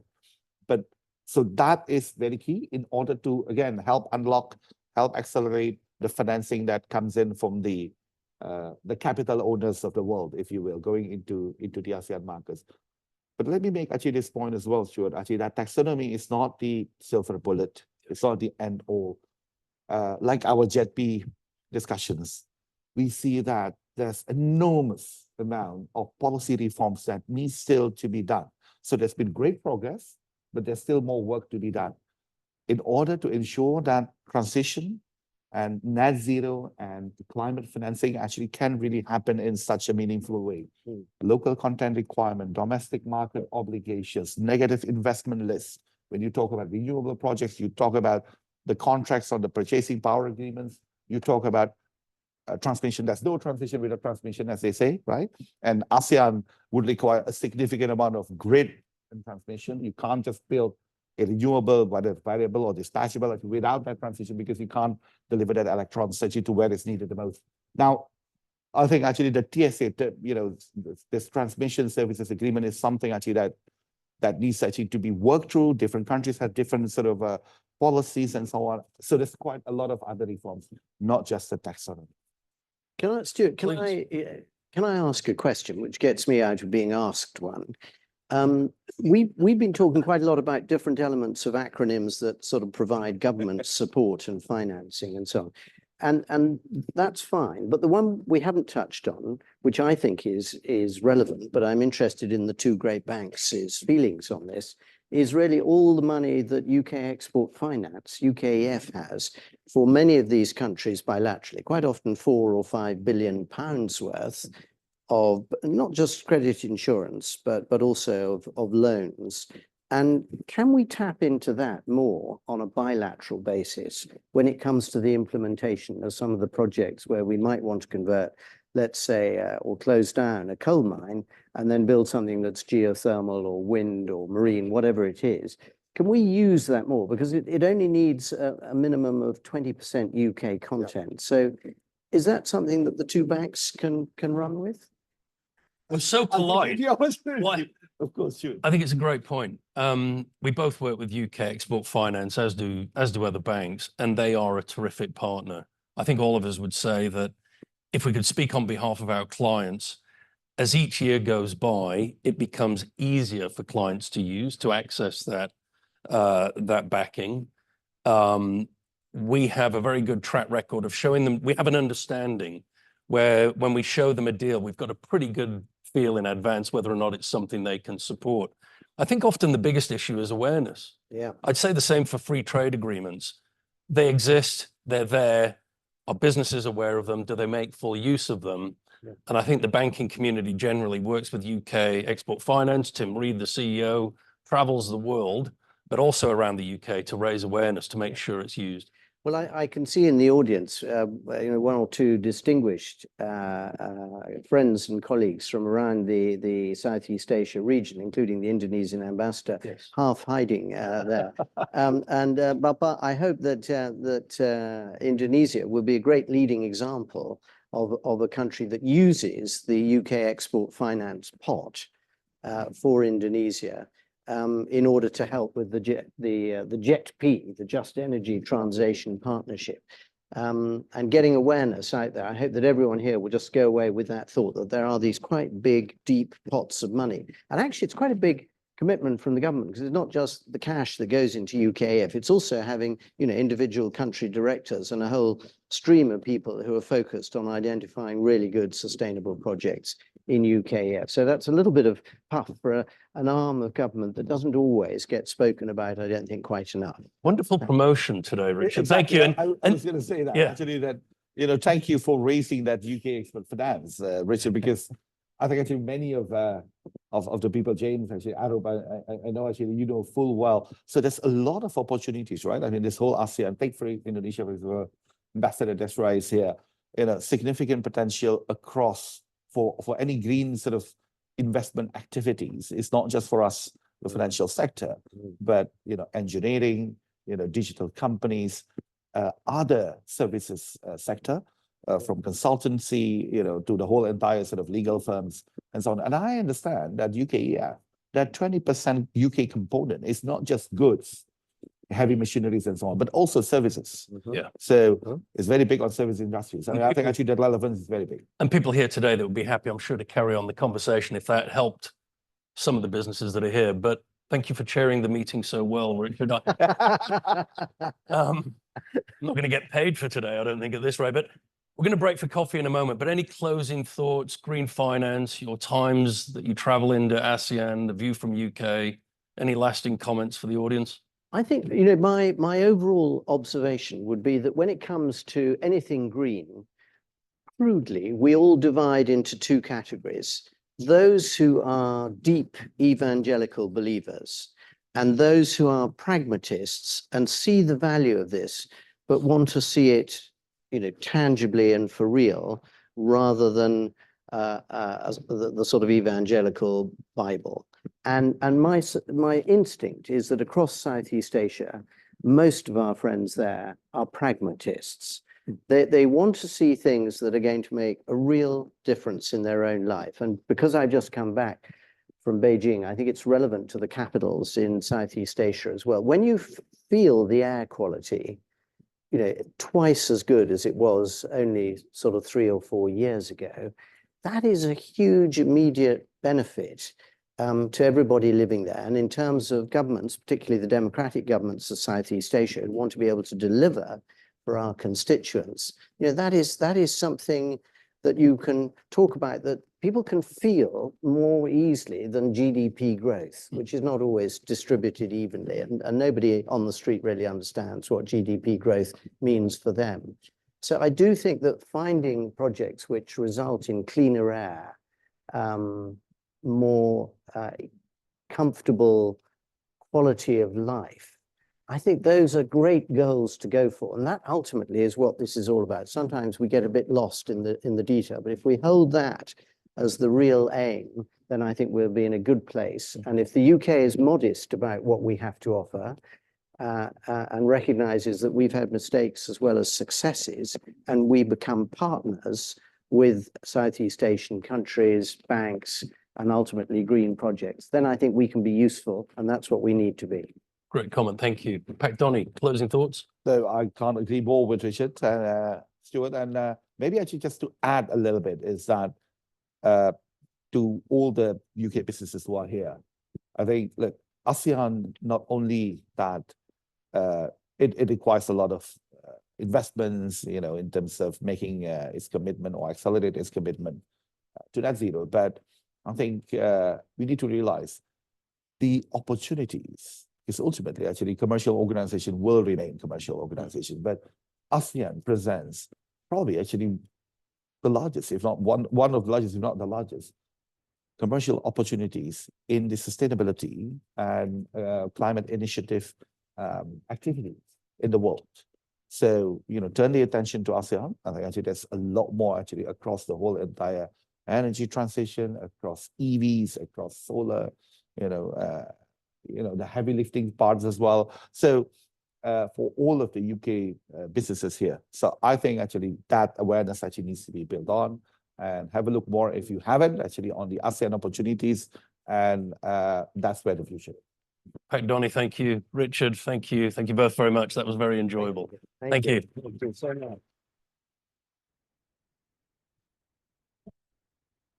A big thank you to Stuart, Pat Donny, and Pat Richard as well for that excellent discussion. We've got two more sessions coming up, one that looks at what digital ASEAN looks like, and then another session that looks like what integrated ASEAN looks like as well. How do we help ASEAN with the seamless movement of goods, services, and all things, essentially, and the issue of connectivity. But in the meantime, we will break for networking, coffee, tea, refreshments.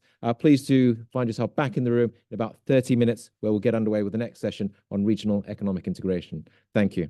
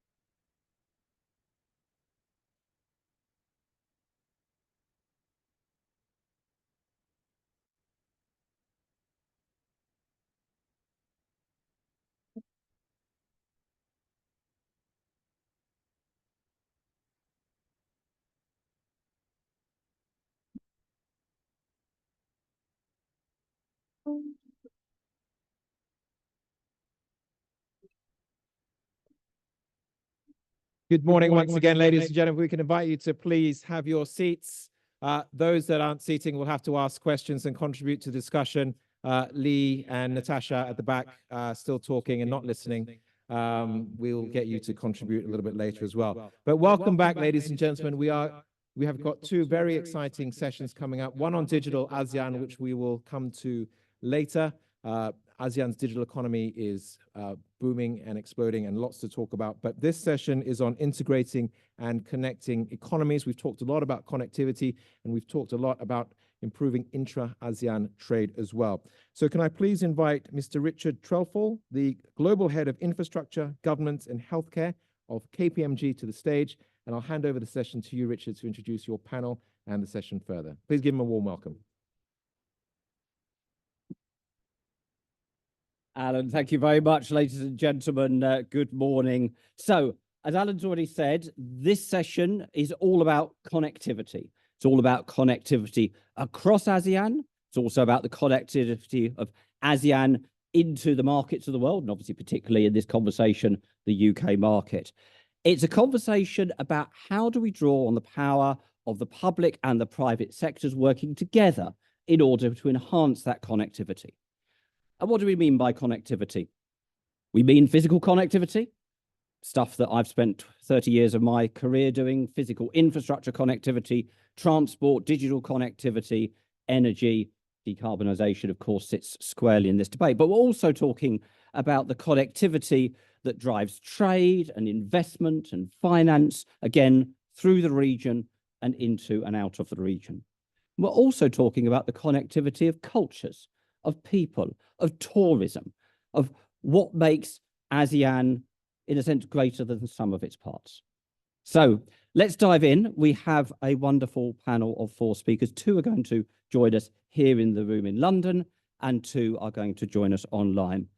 So if I can first welcome to the stage Catherine Law, who is the Director of Bilateral Trade Relations at the Department for Business and Trade. Catherine, in this responsibility, covers the entire world. But Catherine also has a lot of very specific experience in Asia, including 5 years when at UKTI heading the China desk.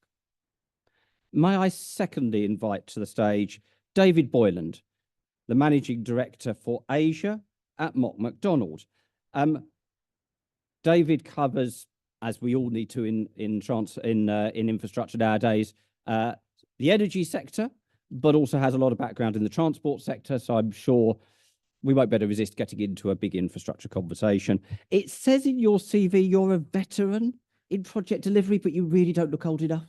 I am. Next to welcome our 2 panelists joining us online. Firstly, Amanda Murphy, the Head of Commercial Banking for South and Southeast Asia at HSBC. Hopefully, yes, okay, not on that screen, but on the ones behind us. Amanda, welcome. Prior to moving into this role in 2021, Amanda was leading the commercial bank here in the UK. So Amanda, welcome. We're looking forward very much to your reflections on what your clients are seeing and what your clients need as they try to operate across ASEAN. But you might better contrast that with some reflections from your time running the UK commercial bank. And finally, last but not least, I'd like to introduce Bernardino Vega, the alternative chairman of the ASEAN Business Advisory Council, joining us from Indonesia, again online. Pak Dino is also vice chair of the International Relations at the Indonesian Chamber of Commerce. Pak Dino, a very warm welcome to you. You have a wonderful portfolio of other senior leadership responsibilities covering businesses in the digital area, which we will for sure come on to talk about. In the energy space, indeed, you are involved in a number of projects in relation to power plants in Indonesia, and you also have responsibility in a business that is in the peer-to-peer lending space. So you will have worked out by now that we have all the ingredients necessary for a really interesting discussion. So I suggest we just crack straight into it. So, welcome again. Catherine, let's start with you, if we may. So, your responsibility within UK government is for helping support trade. What exactly are you doing, and what is the government doing? But what more could you do? What more does the government aspire to do in order to support trade connectivity across the ASEAN region and between the ASEAN region and the UK? So, as you rightly said, Richard, this is a really key area of focus, not just for me, but we have a great team on the ground across ASEAN and an ASEAN Secretariat.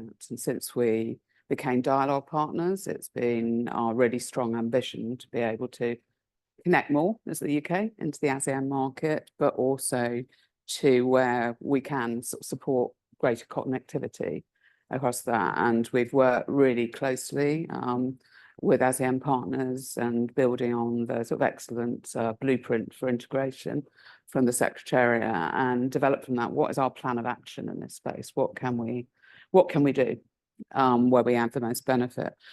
And this is just such a central area in terms of thing, and it is for us as government to create the environment to support businesses and consumers to be able to connect effectively. But across all of this, there's sort of a really key cross-cutting issue that has been touched on already during this forum, and that is looking at climate change. And this is potentially like the biggest challenge in terms of trade globally and the ability to connect. So how can we take this opportunity of supporting ASEAN's ambition to create connectivity in a sustainable way? And as you said, there are just multiple areas where we can connect in supporting connectivity around this. And we have been looking at in the infrastructure space, the hard infrastructure space, and around that, what we have done in government is support a programme for sustainable leadership in infrastructure programmes, where I think we've had 2 cohorts go through already, which will be really important in supporting in this space. But it's also an area where the UK has great expertise from the private sector. So it's how we can support into that, how as government we can support with the finance that will facilitate that from UK Export Finance and the British investment partnerships that we've heard about. But infrastructure is not just hard infrastructure. There's a lot more in this space. It's looking at institutional infrastructures, what is good regulatory practice in this space, and also key around access to finance. And as you mentioned, digital. We've got another section on digital in a bit, so I won't go into that. But so we've been looking across all these aspects that are really, really important here. And what is really important in institutions is that they need to be able to talk effectively. So it is sort of like what are we looking at on standards across ASEAN to align those? What is of good regulatory practice, a good regulatory environment? And Office for Products Safety Standards has been working really closely with ASEAN partners around this on good regulatory practice. And British Standards Institute is really, really active across the region looking at standards, which is something I personally feel really passionate about being really the key, because it removes bureaucracy for businesses, and that's the government's job. And it really supports across all businesses and SMEs. And as we've been looking at this and sort of developing the conversation, I think a lot of this is coming into fruition with our economic integration programme, the joint programme with ASEAN, which will actually go live next year. Well, in a few days' time next year, I'm talking financial years, and that will be looking across the piece around this. It will be looking at what is the access to finance, with a particular focus on women's access to finance and SMEs. It will be growing our programme on regulatory practice, but also looking at how we can support on open trade across the region and more widely. So an awful lot going on in this space. conversations ongoing. We're continually developing our programme of work and really excited and engaging in this space. Thank you very much. Can I just take you back to the sustainable connectivity point? And just briefly, because I think we'll want to come back to this, but I mean, a lot of the ASEAN countries are still, you know, in a sort of economic development phase. A lot of that economic development has been and still is predicated on non-sustainable technologies. A lot of it's still, you know, coal based. You, I assume, see no sort of conflict or contradiction between the ability to continue the growth rates that are needed in those countries with pivoting towards a decarbonisation programme. Well, as we heard earlier, this is a priority across ASEAN to move to net zero and look to develop in a way that does that. So where we can really support is the lessons that we've learned along the journey on transition through, it's expensive learning lessons. So in many ways, we've learned from those, and we can support a more rapid transition in the ASEAN space. And rapid is key because we have so little time, because we're already under 6 years before we cross 1.5 degrees. Yeah. David, can I come to you? And as we know, I can't resist the fact we're going to take this into an infrastructure conversation. I mean, based on your perspective in the region and your veteran experience in infrastructure delivery, I mean, what do you think is what's needed in order to move the sort of the pace and scale of infrastructure investment across the region, in order to reach net zero, in order to protect essential assets against climate change, and in order to deliver the rest of the Sustainable Development Goals? Yeah, so that's a pretty broad question, Richard. So, well, look, I mean, I'll answer that question in the context of physical connectivity and the role that physical connectivity can play in terms of enhancing the growth of goods and services across the ASEAN.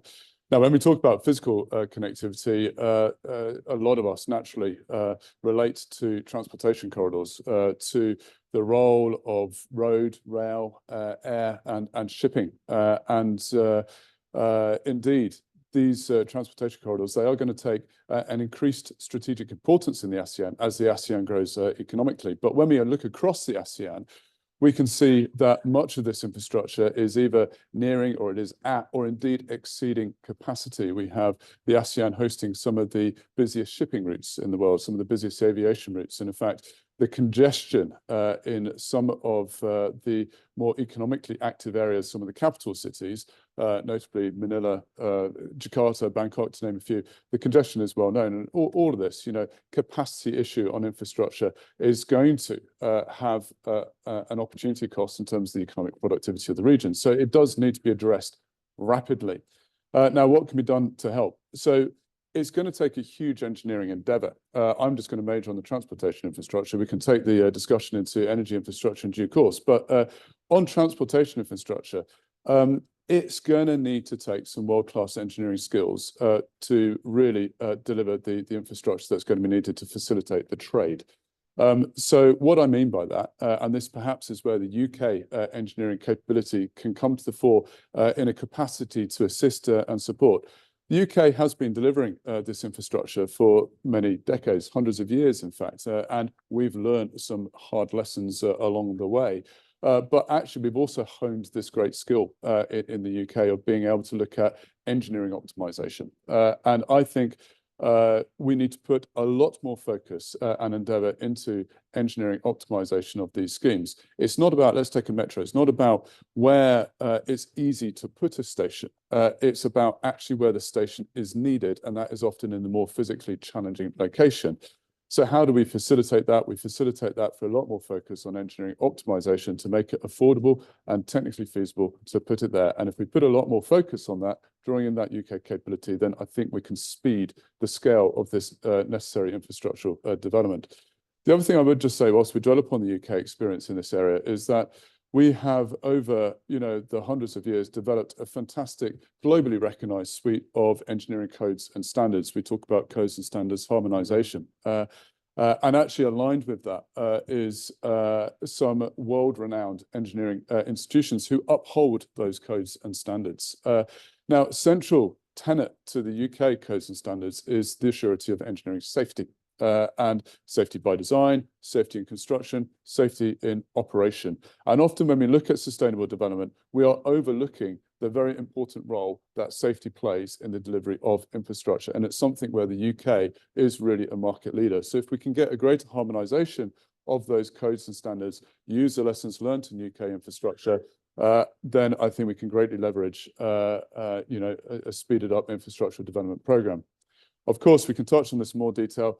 Going hand in hand now with the delivery of transportation infrastructure in the ASEAN is the need to make it sustainable. And the sustainable energy provision to that infrastructure is going to be absolutely paramount. We can't consider physical connectivity in terms of transportation corridors now unless we're considering the energy connectivity across the region. And when we start talking about the energy connectivity, we've already touched on a number of times in this session, the UK's great track record. We have transitioned this economy fully away from coal-fired power generation. We've replaced it with a thriving renewable energy sector. And people forget that underpinning all of that is a significant strengthening of the transmission and distribution system in the UK and increased connectivity. We can take all of that learning, we can leverage off all of that to really help support the ASEAN speed up the scale of this infrastructural delivery. Yeah. So the three areas, engineering optimization, don't underestimate the importance of the role that that can take, okay, and that can help facilitate the finance, the role of safety in all of this, and also leveraging off the UK's sustainable energy credentials. Fantastic, super clear. Thank you very much. Right, let's turn to the perspective of what businesses need in order to be able to thrive, the connectivity they need in order to be able to thrive. Just before I bring Amanda in for that, just to say, once we've done, had opening comments from each of our four panelists, I'm very happy to open it up immediately. I know the normal routine is we leave it till 5 minutes to the end and there's no time for any questions. I'm more than happy to make myself redundant as question master in chief. So if you are burning to ask a question as soon as we get to the end of Pacdino's comments, then put up your hand and I'll bring you straight in. But first of all, Amanda, over to you. Thank you so much again for joining us. Your role must give you a lot of insight into the needs of businesses in the region and the connectivity needs. What challenges are your clients facing, and what more could be done to create the connectivity that would help those businesses?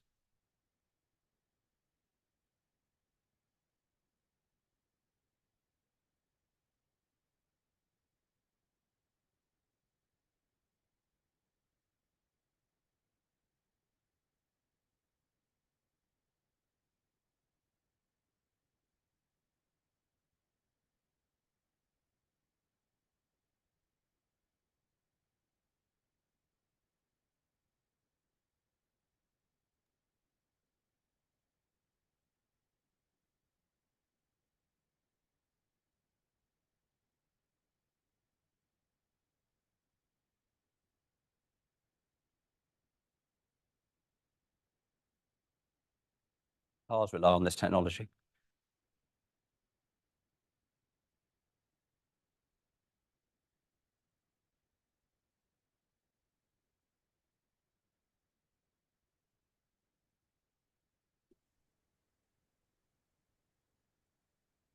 Can we just check if we can hear you? Do you want to say anything and see if this ends?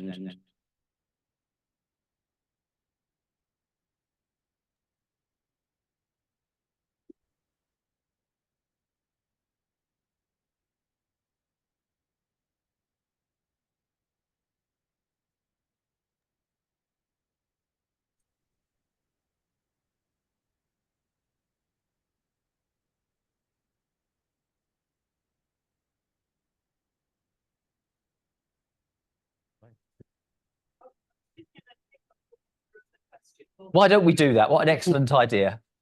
Could you introduce yourself? And sure. So working closely. the microphone's just turned up for you as well. Thank you very much. On the transport infrastructure side, it was less a question and more of a comment to build on what David was saying about the importance of not just the engineering skills, but the project delivery and client expertise that we have in the UK. and how we can support ASEAN with that. So we've been working in the Philippines on transit-orientated development, working with Indonesia. And I think bringing in UK academia, bringing in UK consultancy, picking up on those services points earlier, there is so much scope for ASEAN to get the benefit of our positives, but also the negatives, and really to build on that. So I just thought it was timely to come in directly after David on that. That was all. That's super, Kate. Thank you very much. And actually, Catherine, well, let me know as soon as we've got Amanda and Pat Dino back with us. Not yet. I mean, Crossrail International is one fantastic example of a body that we've got in the UK here that can provide that sort of outreach. What role does the department play in terms of sort of helping make those connections to countries across the ASEAN region? So taking that in the broad more globally, we have sort of a growing function in the department that is looking at sort of like the start to the finish, sort of across the piece in terms of projects to how, as government, sort of convene a group of businesses to go forward. And that's something that we've tested a few times and has worked well and is growing. So that's sort of a general thing that we're looking at in terms of the department. In terms of what we're doing across the ASEAN region, we have sort of a group of people sitting in the ASEAN Secretariat and an ambassador that is there to sort of convene the piece and sort of share that information. We have great teams across all the ASEAN region that feed back, but also how that helps us to connect back into the UK is that we are unusual in department to have networks overseas, but also within the UK. So we can connect back through those information flows through our networks of trade advisors across England, but also we link in with the other 3 nations as well. Thank you. David, let's come back to the point you were making about efficiency. And you know, if we take a big picture, I mean, the world generally, but particularly I think the ASEAN region just needs to invest huge sums of money in physical infrastructure development, whether that's energy transition, whether that's transport transition, whether it's the digital connectivity and so on.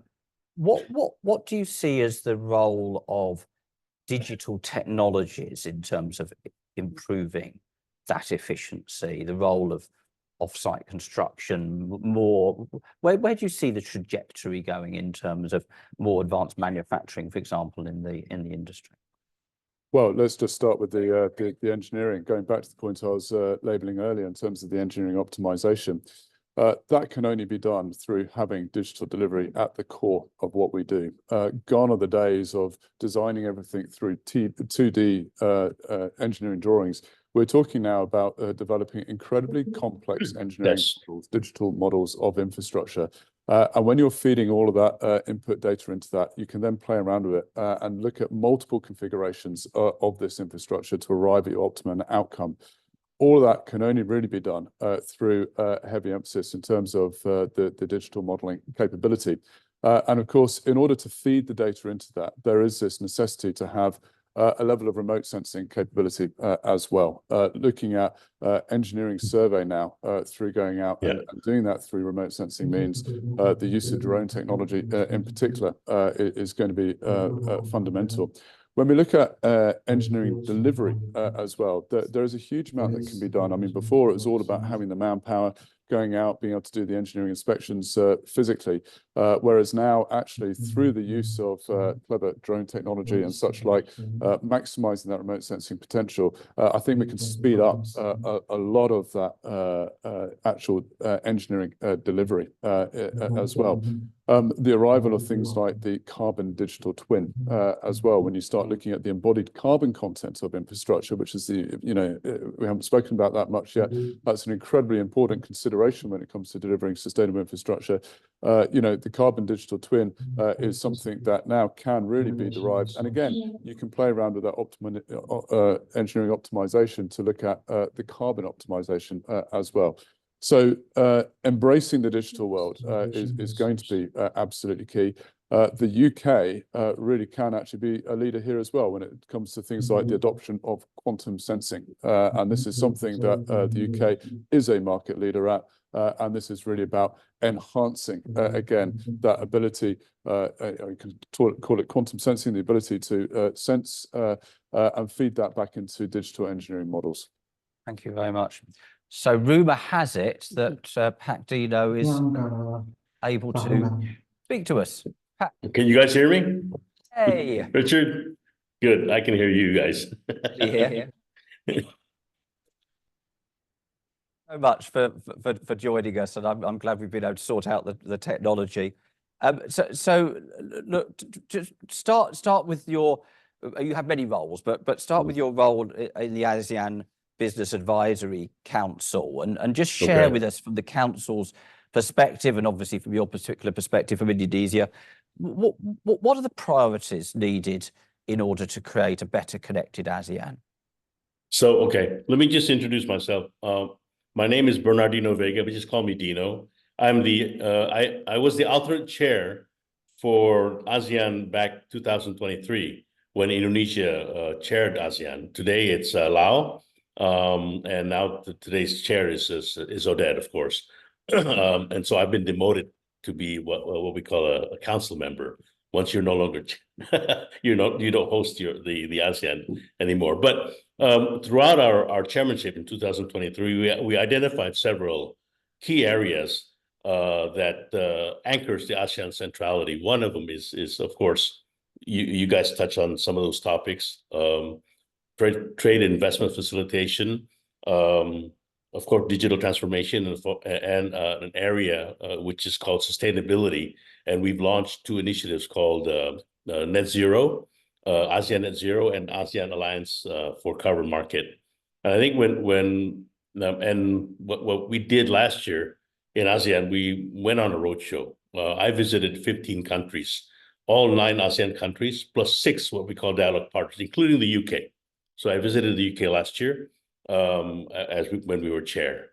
And we were lucky. Indonesia was lucky because the year before that we hosted G20 or B20 for that matter. So what we found throughout our roadshow, there's 3 key areas where we think, and in terms of connectivity, and this year Laos is raising connectivity as a major theme for them.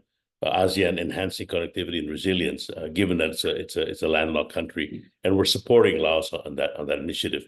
So when we talk about connectivity, there are 3 components we've observed. First of all, it's the ability for intra-ASEAN trade. We are able to identify many of the non-trade barriers, non-tariff measures in ASEAN, and I think what will it take to increase intra-ASEAN trade is just sit down, identifying those non-trade barriers, and work out among bilaterally. This is what I've observed, and maybe start with 1 or 2 commodities, not try to go broadband. So we start with those quick wins. And the second thing I've observed is this need for an energy transition, which dovetails with some of our other initiatives on sustainability. So energy transition for ASEAN is quite clear. This is a priority, but we found that it has, when we say transition, it needs to be just, it needs to be affordable, and it also needs to be, we should be able.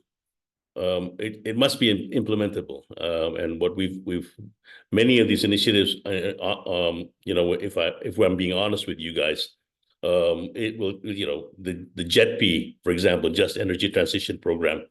I mean, it's impossible to do that in ASEAN.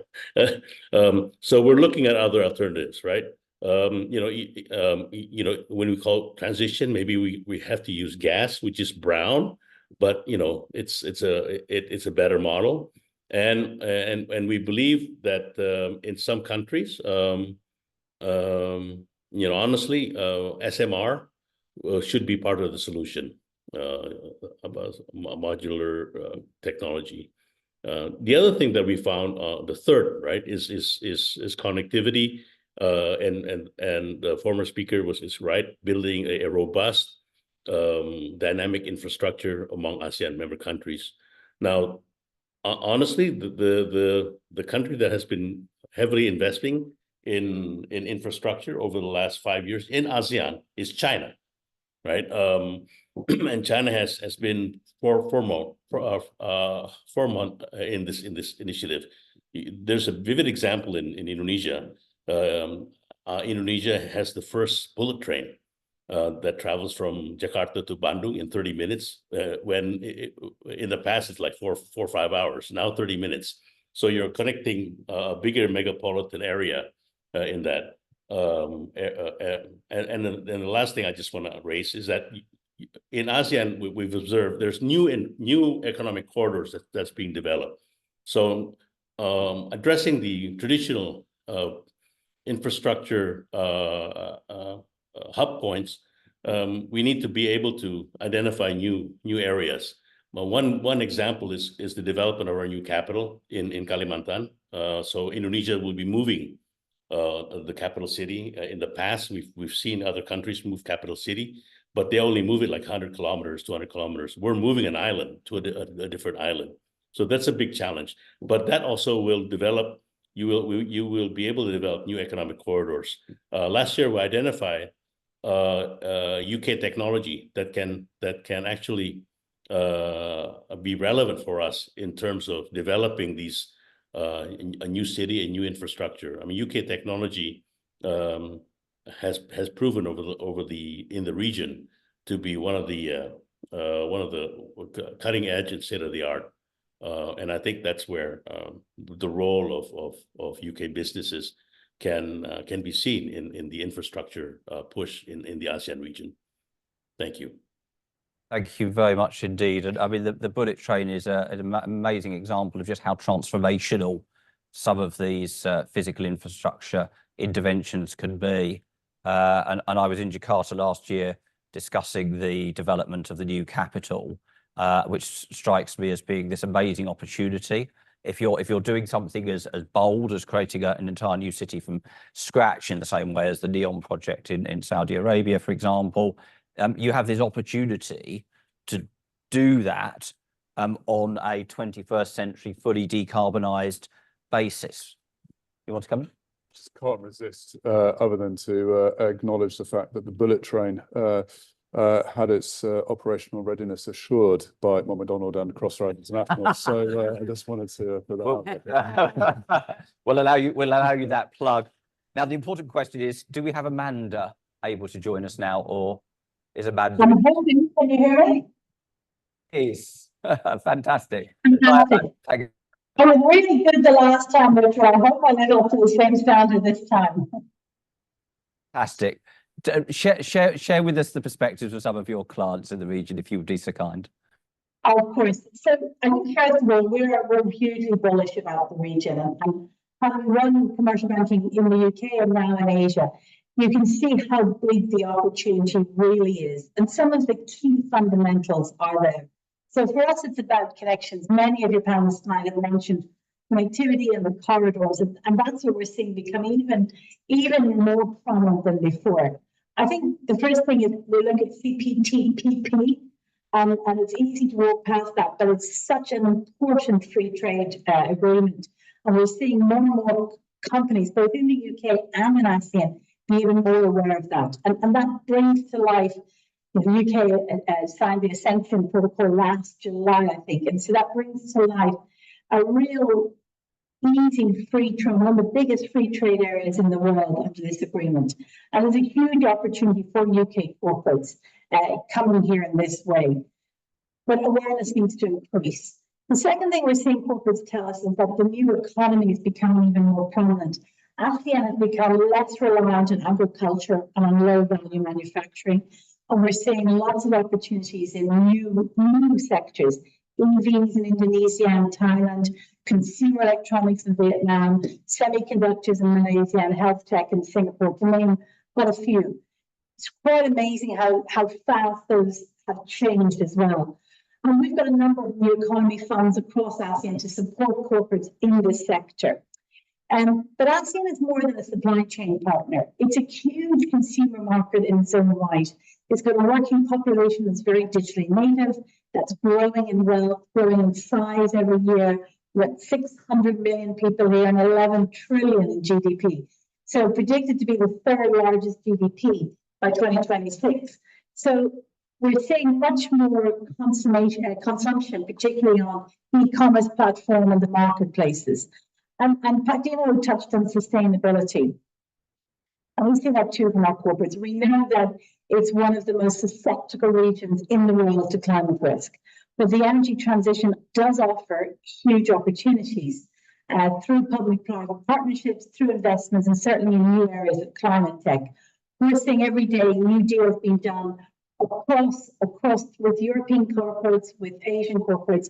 We're looking at areas like sustainable agriculture, aquaculture, forestry, plantation, green manufacturing, and geothermal energy. But there are challenges. You know, like any region, it has its own unique challenges. And we sometimes talk about ASEAN, indeed Asia, as a synonymous, homogenous group. You know, it's a diverse region. What works in Singapore will not be the same as what works in Indonesia or in Vietnam. So it's really important to remember that. And also that if I look at the EU versus ASEAN, the ASEAN is at a very different stage to that of the EU, in the sense that regional integration by comparison is still very early stages here. And we still face, for the most part, quite different standards, unharmonized regulations, different working practices, etc. Bureaucracy remains a challenge. It's something we're used to in the UK, but we can give it a whole new spin out here. And regulation clarity. Still, these are the areas that investors from the UK and ASEAN tell us worry them. They need more clarity around regulation and more certainty. Skills is also a challenge, and finding individuals with the right skill base on the ground, especially in areas with more prominence today, like digital or sustainability. And we need more support and more help here from policymakers to help in this agenda. And then, of course, we get to the macro picture, which is the dual impact of supply chain interruptions from the pandemic, coupled with the rapid increase of energy and food prices. And that's created really high inflation, stubbornly high, which has led to a tightening of financial conditions and some slowdown in growth here. But none of these are insurmountable. We're seeing growth mode in almost every country. We're looking at GDPs growing from 4% and a bit to 6% and a bit. Corporates in the region are very positive. In a survey we did at HSBC recently, more than 4/5 of corporates said they wanted to invest even more in this region in the next 12 months. So it's a huge appetite to come in here. And we think that with the underlying dynamics, whether it's digitalization, whether it's the demographics of the region, or just the sheer dynamism, that there's a lot of opportunity here for British corporates to come in and for ASEAN corporates to expand even further. And we're working with many of those today. Thank you very much for those very optimistic messages. Time is running away with us, so I've got myself precisely into that 5 minutes left for any questions. The bracket that I promised not to. Who has a question to offer to the room? This gentleman here. Thanks, Richard. I'm also from KPMG, and I lead our emerging markets business out of the UK. The one thing I wanted to ask was actually a question I've been asking lots of people I've been interviewing over the last 2 weeks. Same question in every single interview around how do you make this equitable? How do you deliver equitable outcomes for people? I think there's 2 elements to this. How do you leave no one behind? A core tenet of the UK's international development strategy, but also how do you capture the value from people who are currently not connected, and I think are the harder to connect, harder to reach communities, where there's a significant amount of economic and financial value to get. So I think it's a big question. So maybe what's the top thing from your perspective that will ensure equitable outcomes? Yeah, well, Dino talked about just transition, but maybe Catherine, I come to you first for your sort of top thing for trying to make sure the transition is indeed an equitable one? Well, I think for me, it actually comes back to the connectivity point, actually. If you're sort of connected across, that can sort of help ensure the equitable outcomes. But and I think we have talked a lot about the importance of harmonisation of regulation. And as your question indicated, it's a very diverse region, and that might take a while to get to. But if you flip that round and look at the benefits of diverse region and focus on creating integrated value chains across the region and putting the mechanisms in place that can do that, then it will bring everyone along across that value chain, which creates that equity. Thank you. Pat, do you want to add anything more on the just transition point that you introduced before? Yeah, I think if I can be candid with in this forum, I think we need to sit down and be honest with ourselves, right? I mean, and write a framework that is workable for everyone.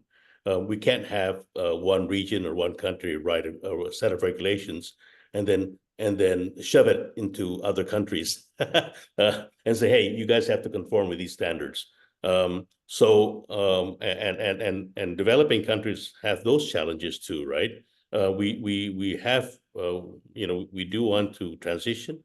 We want to be able to have clean energy and a net zero. That's our goal. Indonesia has a goal of 2060 would be fully net zero, but we want to do it in a way that's workable, right? I mean, and that's been the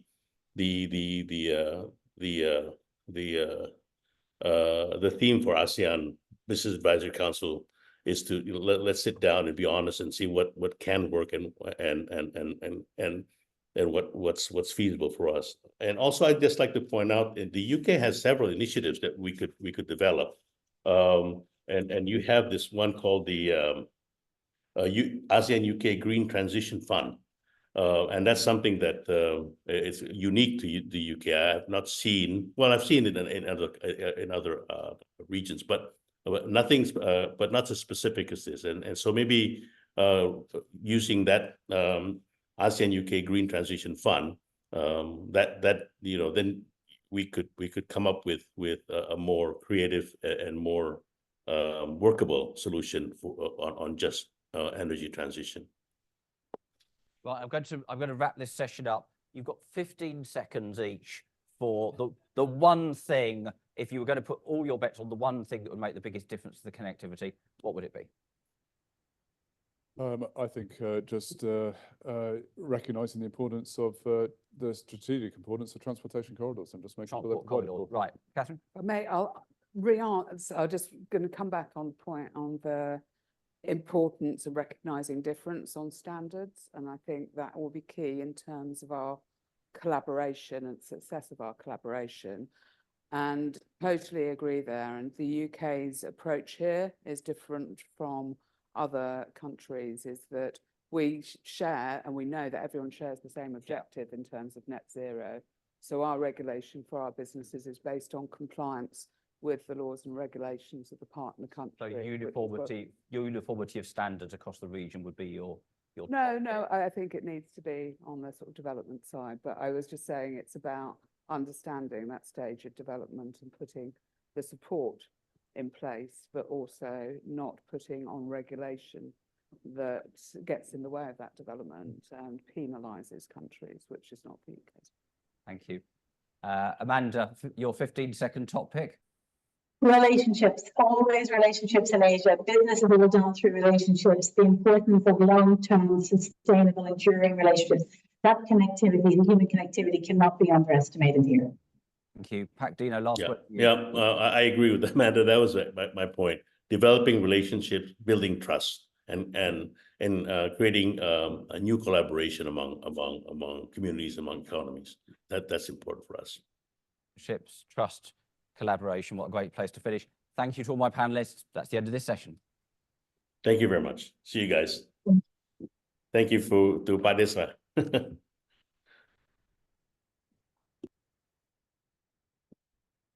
Thank you once again. Bye, Pat Dino. See you soon. That was great. Thank you so much, Richard, David from Mott MacDonald, Catherine from DBT, Amanda from HSBC in Singapore, and our good friend Pat Dino in Jakarta. And of course, great moderating, Richard from KPMG.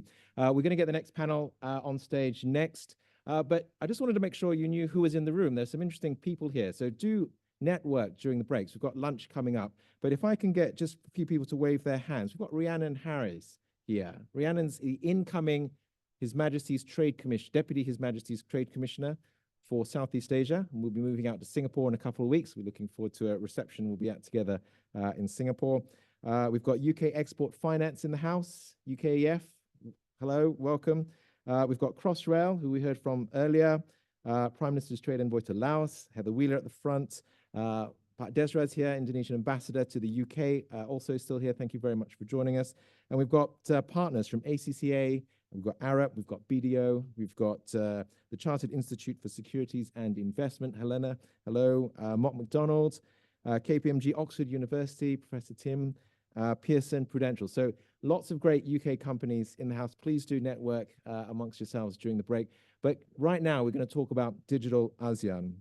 And if I may please invite to the stage the Right Honourable the Lord Vasey of Didcot, the Chair of the UK-ASEAN Business Council, to lead us in this very important discussion on digital ASEAN. And if we can also invite Helen Brand, OBE, Chief Executive of ACCA and Board Director of the UK-ASEAN Business Council, Ms. Alex Smith, Trade and Economic Counsellor to ASEAN at the UK Mission to ASEAN, and Freya Thomas-Monk, Senior Vice President, Pearson PLC, and also Board Director of UK-ABC. We are joined by Kun Kopsak Duangdi, who is a member of the ASEAN Business Advisory Council online from Bangkok. And on that note, over to you, Lord Vasey. Thanks very much, Alan. Delightful to do the last session of the day. I should have probably been in the session beforehand because I'm named after a railway station as Lord Vasey of Didcot. And in fact, my nickname is indeed Parkway. So maybe next year I'll do a whole session on being in the right place at the right time as far as railway stations are concerned. This session is on the digital economy. It's worth $1 trillion, we hope, by the end of the decade in ASEAN.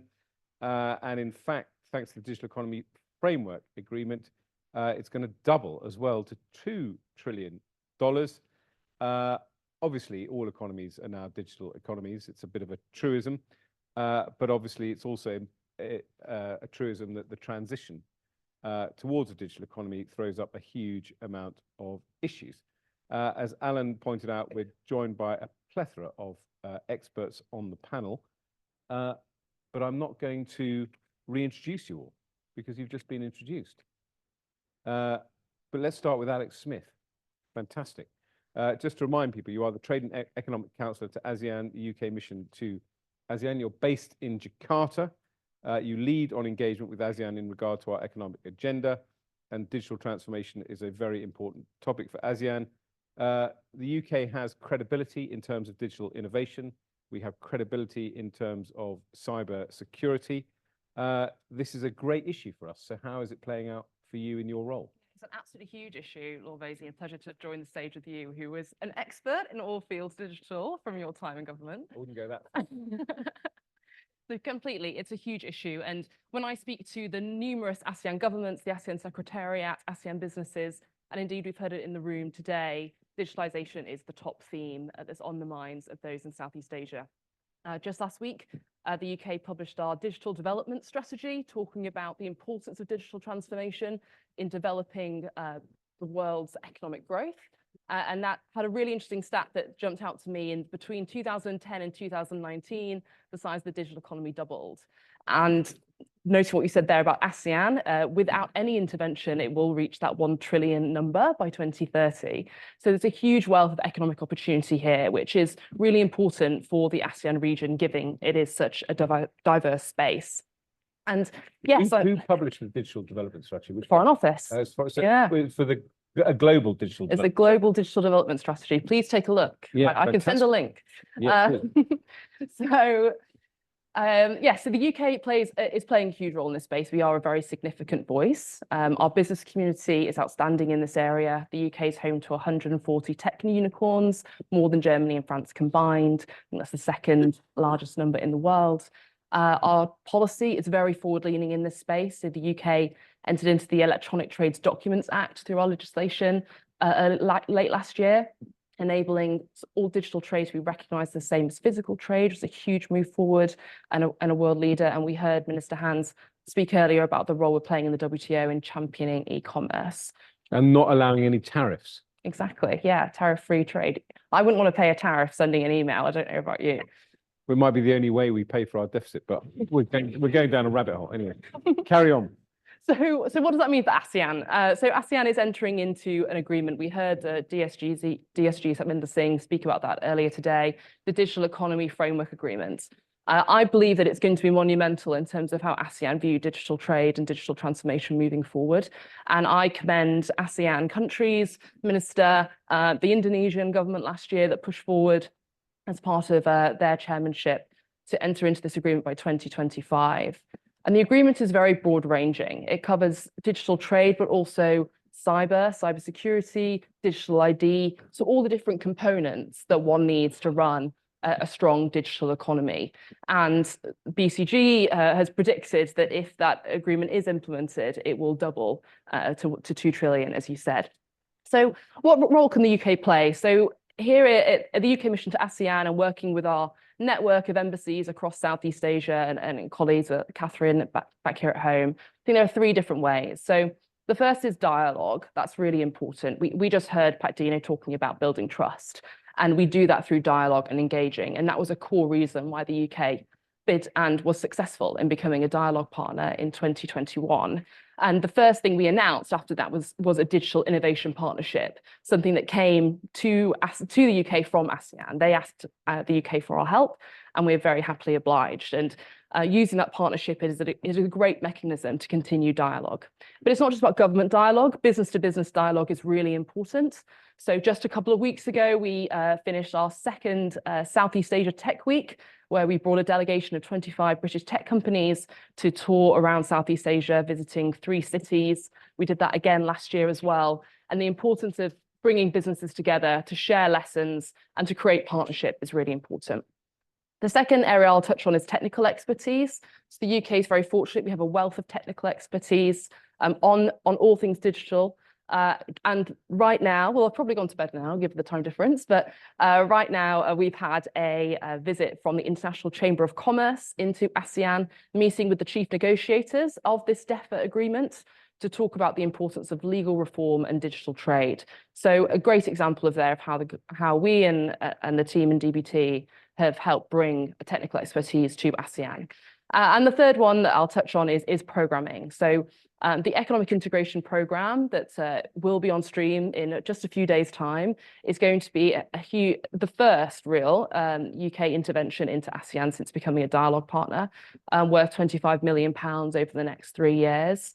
And across the 3 themes of that programme of regulation, financial services, and open trade, digital is going to be a core theme there. So I see that as our leading mechanism, really, to engage and provide capacity across ASEAN in a way that meets the individual needs of ASEAN countries and supports the overall vision that ASEAN has set in terms of its digital agenda. Fantastic. Thank you very much for that, Alex. In fact, the UK-ASEAN Business Council is going out to Singapore in mid-April to participate with the Founders Forum, which is a very well-known tech conference in the UK. And we certainly feel very strongly in the UK-ASEAN Business Council that we want to extend our membership as far as possible to a lot of the digital companies that are emerging and have a big presence here in the UK, but are also emerging in terms of working in Southeast Asia as well. I'm next going to turn to Kobsak Dwangde, the Secretary General of the Thai Bankers Association. He's an ASEAN Business Advisory Council member for Thailand. He's done a huge amount of work with the UK and with ASEAN on digital innovation, digital payments, digital trade. Good evening, I should say, to you. Good evening from Thailand and good afternoon to you. Can you hear me well? Mr. Dwangde, about your work on digital trade and talk about digital trade connectivity in ASEAN and the wider region. We've been talking a lot about intra-ASEAN trade. Presumably that's partly being driven, the focus on that is partly driven by digital as well. Yes, let me introduce myself first. I'm Khopsak Dundi, I'm Secretary General of the Thai Bankers Association. I'm representing Thailand both in the ASEAN Business Advisory Council and APEC Business Advisory Council. I'm also the project lead of the Digital Trade Connect of the ASEAN Business Advisory Council. But at the same time, I'm also bring up this Digital Trade Connect into the APEC Business Advisory Council. So right now, it's actually, we are working on both ASEAN back and APEC back at the same time, parallelly. And we feel that the digital trade is very important, but everyone knows that this is very complicated and very sophisticated projects. So this is why we need to work together in the ASEAN and APEC.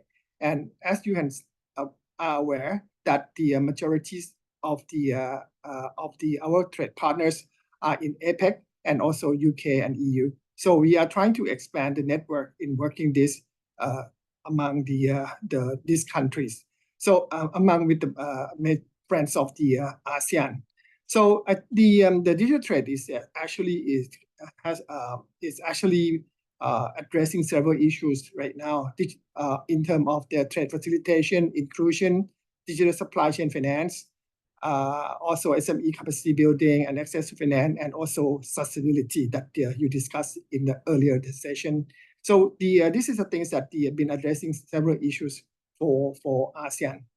And ASEAN has already put this digital trade as one of the 9 core priorities in the DIFA. So I think you can see there, this is very important. And also at the same time, in ASEAN, the digital payment right now, I think we have several countries in ASEAN, we have quite good progress in the digital payment.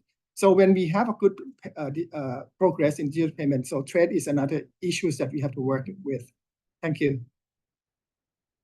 Much indeed, and it's very true. Obviously, when you go out to ASEAN and see some of the big, particularly the big e-commerce companies that are emerging, how they kind of in some way knit together the region in terms of people wanting seamless services, whichever part of ASEAN they happen to be in. Now, Helen Brand, as the Chief Executive of the Association of Certified and Chartered Accountants, you're part of the great service economy that Greg Hans focused on this morning, for which I think the UK is rightly world-renowned, particularly with the certification bodies and the regulatory bodies that a lot of our friends in ASEAN are keen to work with. I'd love an insight from you about how the digital transformation is affecting the work that your members do and how that also affects how you work in the region. Thank you. And thank you for arranging this event. It's just another fantastic contribution by UK-ABC to that. And thank you for coming on our board. Yeah, it's been my pleasure. But that vision of shared prosperity and collaboration and cooperation is one we're very much committed to. So it's wonderful to have these opportunities. But things are changing, like you said. And so for a body like ACCA, professional accountancy body, what does that mean? And what can we do to promote that digital transformation that's so important? You know, we've heard it's a priority throughout today for ASEAN. And I think that the danger is, of course, that there's going to be a digital divide in a region such as ASEAN, so that the advantage that will be taken of the 1 trillion or 2 trillion dividend from the digital framework will not permeate the entire population and all the countries in ASEAN who, as we've already said, are at different stages of development. So I think we see our role as being one of the facilitators of closing that divide, or making sure that divide doesn't emerge through the skills and capability and regulation and standards that go in place and that are accessible actually because of digital platforms that should be accessible to all of those populations. So it's really about opportunity and how do we create the opportunity for everybody to participate in that digital dividend that is coming. Like you said, that is business now. I think there's a false divide actually, and we've seen it today in all the discussions that, you know, to talk about sustainability over here and digital over here is probably false. You need to integrate that. And in terms of what we're doing, a professional accountant now can't qualify without the twin pillars of sustainability and digital capability absolutely heart of what they're capable of doing. You know, so when you marry that financial capability with sustainability and digital, you're able to operate to such a high level to make such a better contribution to the economies and societies where you work. And it is ultimately, we've talked about just transition, this is ultimately about societal impact. And businesses now are having to think about that absolutely in terms of the way they operate in what they do, but using that digital capacity and the understanding of sustainability and the impact that businesses have is so critical. So we see this, that if you've got a phone, if you've got a laptop, you can have access to the education and the skills that are going to enable you to participate in that economy. So that's very much where we're focused. The one other way that we're operating differently, I guess, is trying to bring the stakeholders together. So UK-ABC is doing its work. We as ACCA in May, we're going to be having a partner dialogue in Hanoi, bringing together all our partners, universities, colleges, businesses, policymakers, everybody that can help to transform digital, yes, but allied with that sustainable business. And I think it's that commitment to sustainable business outcomes that actually makes a difference in terms of what bodies like ACCA can do.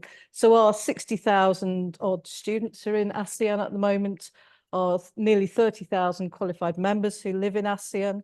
They're part of that community, and connecting them with the 150,000 who are in the UK and the 750,000 who are globally there. I think those communities that we can all create, and those connections that we can all make, give us the capacity to do what's needed. Fantastic. Thank you very much. It sounds very exciting. I'm not sure what the knocking is going on in the background, but it's is it my neck? Oh, don't worry. We're going to take your necklace off. This is a perfect segue to Freya Thomas-Monk, the Senior Vice President at Pearson, because obviously, Helen, you've been talking a lot about skills and how digital enables you to get out to a large community in terms of skills. And Pearson is obviously one of the leading companies around the world in terms of not just education and qualifications, but also now obviously digital learning, a huge brand in Southeast Asia, something I learned when I first became trade envoy to Vietnam. It seems a fairly obvious point to ask you about how digital has transformed what Pearson is able to achieve in Southeast Asia. Certainly is, and it's a pleasure to follow Helen because we partner in the region and indeed around the world in the delivery. So thank you, Helen. I read a report recently that says in the next couple of years, we're going to need 20 million more people with digital skills and digital jobs around the ASEAN region. I thought that number was quite low, actually. I thought it might be higher. But the point is that's in addition to what we have today. And that's quite evenly spread across the region. 1 million or so of those in Singapore, similar in Indonesia, but it's really everywhere. So who are these individuals that are going to be trained up in digital, and how are they going to get there? They can do that through the existing education systems. And I think there's such a big role that the UK can support that in link. Obviously, we have the strength of universities, which lots of people visit, but also the strength of how we can support education as the UK from everybody from roughly the age of 14 upwards in acquiring the digital skills they need. I also note in the ASEAN, as it is in the UK and everywhere else, that no longer do we learn until we're finished, turn 22 and that's it, you stop. lots of the individuals who will acquire digital skills will be adults today, and it's a case of reskilling and upskilling in addition to existing skills. So how do we address those who are perhaps in their early 40s with families? How do we get people learning at that point in their lives to enable them to upskill and reskill to take on the jobs for the next stage of their career? And that's very different to full-time education going into an institution. And some of the things that Helen is talking about there is absolutely right. Enabling people to learn digitally will really help them move forward. I would also just make a point about the transferability of digital skills. When we think digital jobs, we all sort of imagine people hunched over doing software engineering. It's not true. There's lots of things in lots and lots of jobs in the healthcare sector that require a high degree of digital skills, for example. I've been looking recently at how we support the nursing economy around the world. And if you look at nursing roles there around imaging, around radiotherapy, around all sorts of different things, high degree of digital literacy required. So digital is very much a transferable skill across lots of different roles and jobs. And that's certainly how we see it as Pearson, and how do we build transferable digital skills in there. I'd also make a point, I absolutely agree with Helen around digital and sustainability as being really two important pillars. But I also think English language is probably a third, because if we see the skills, the digital skills economy and supporting the growth of economies and lots of people seeking global mobility, we certainly within our businesses at Pearson see the demand for English language acquisition to be the third pillar as well. Absolutely. We're very lucky to have the English language, because obviously I am completely monolingual. So thank God half the world speaks English. We've got about 7 or 8 minutes left of our session, and I'm happy to carry on asking questions. But obviously, as our previous session host pointed out, it'd be lovely to hear from some of the experts in the room. If you want to make a comment or ask a specific question, please do feel free. Somebody just put that was about, it's like one of those auctions where you've accidentally bought a Monet because you took you put your reading glasses on your nose. Does anyone want to make a comment or a question about what is happening in digital? So I was going to ask, yes, sir. If you say who you are. So I'm Tanosin, and Vice President of London National Chamber and ASEAN back member. So maybe asking the floor, as AI is becoming very important and popular and coming wider in the scene, in the economic and social development. So how do you see, you mentioned about the digital divide. How can the AI become a tool to help the digital divide from your view? Thank you. Well, in terms of digital bingo, we've got there with the first mention of the word AI, which all of our panel have managed to avoid mentioning. But AI is obviously at the center of what we're talking about now in terms of digital. I was going to ask maybe Alex and maybe Kopsak as well. As people on the ground day to day, I'd be fascinated to hear what the AI debate is like in ASEAN. And obviously, Freya and Helen, you're thinking about AI in terms of both the skills and also going to massively impact on accountancy and so on. So all of the panelists have a kind of view and on this. I mean, we have obviously a vigorous debate going on in the UK, not just about the impact of AI on our economy, but also the regulatory response as well. Alex, why don't you kick off? Completely. I would say that the debate on AI in Southeast Asia and ASEAN is extremely rich right now. It's very, very timely question. A couple of months ago, ASEAN digital ministers came together in Singapore, and they agreed a set of shared standards on AI, which I think actually is pretty interesting. That yeah, I didn't know about that. Yeah, the ASEAN have come together and recognized that as a challenge, and I think it is to address your question around the digital divide. So we very much welcomed that progress from ASEAN and continue to speak to ASEAN about how they're approaching that. And so I think it's a really interesting space, and we would continue to recommend to ASEAN that those conversations continue so that AI becomes an accessible tool for all of the ASEAN countries. So brilliant. Kopsak, do you have a view from your office in terms of all the work you do on digital trade and how AI is affecting the discussions you're having? Actually, I think the AI has a lot of bring a lot of good benefit to us also. We right now we are we are using the AI in terms of trying to detect fraud in terms of the financial market. And this is the things that we want to detect all the bad guys before it really causes problems to the system. So, but at the same time, as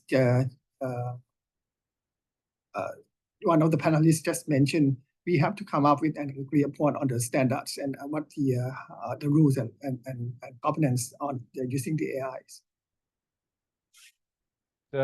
Freya and Helen, your views on Exciting. both in terms of skills and also how your businesses pivot as well. Huge, huge topic. Yeah. When we look at the skills outlook around the world, we think that there won't be fewer jobs, it'll be different jobs, but that'll largely be driven by AI and digital accessibility, which I think where the question sort of started from as well, is how do we enable ever more numbers of adults to access technology?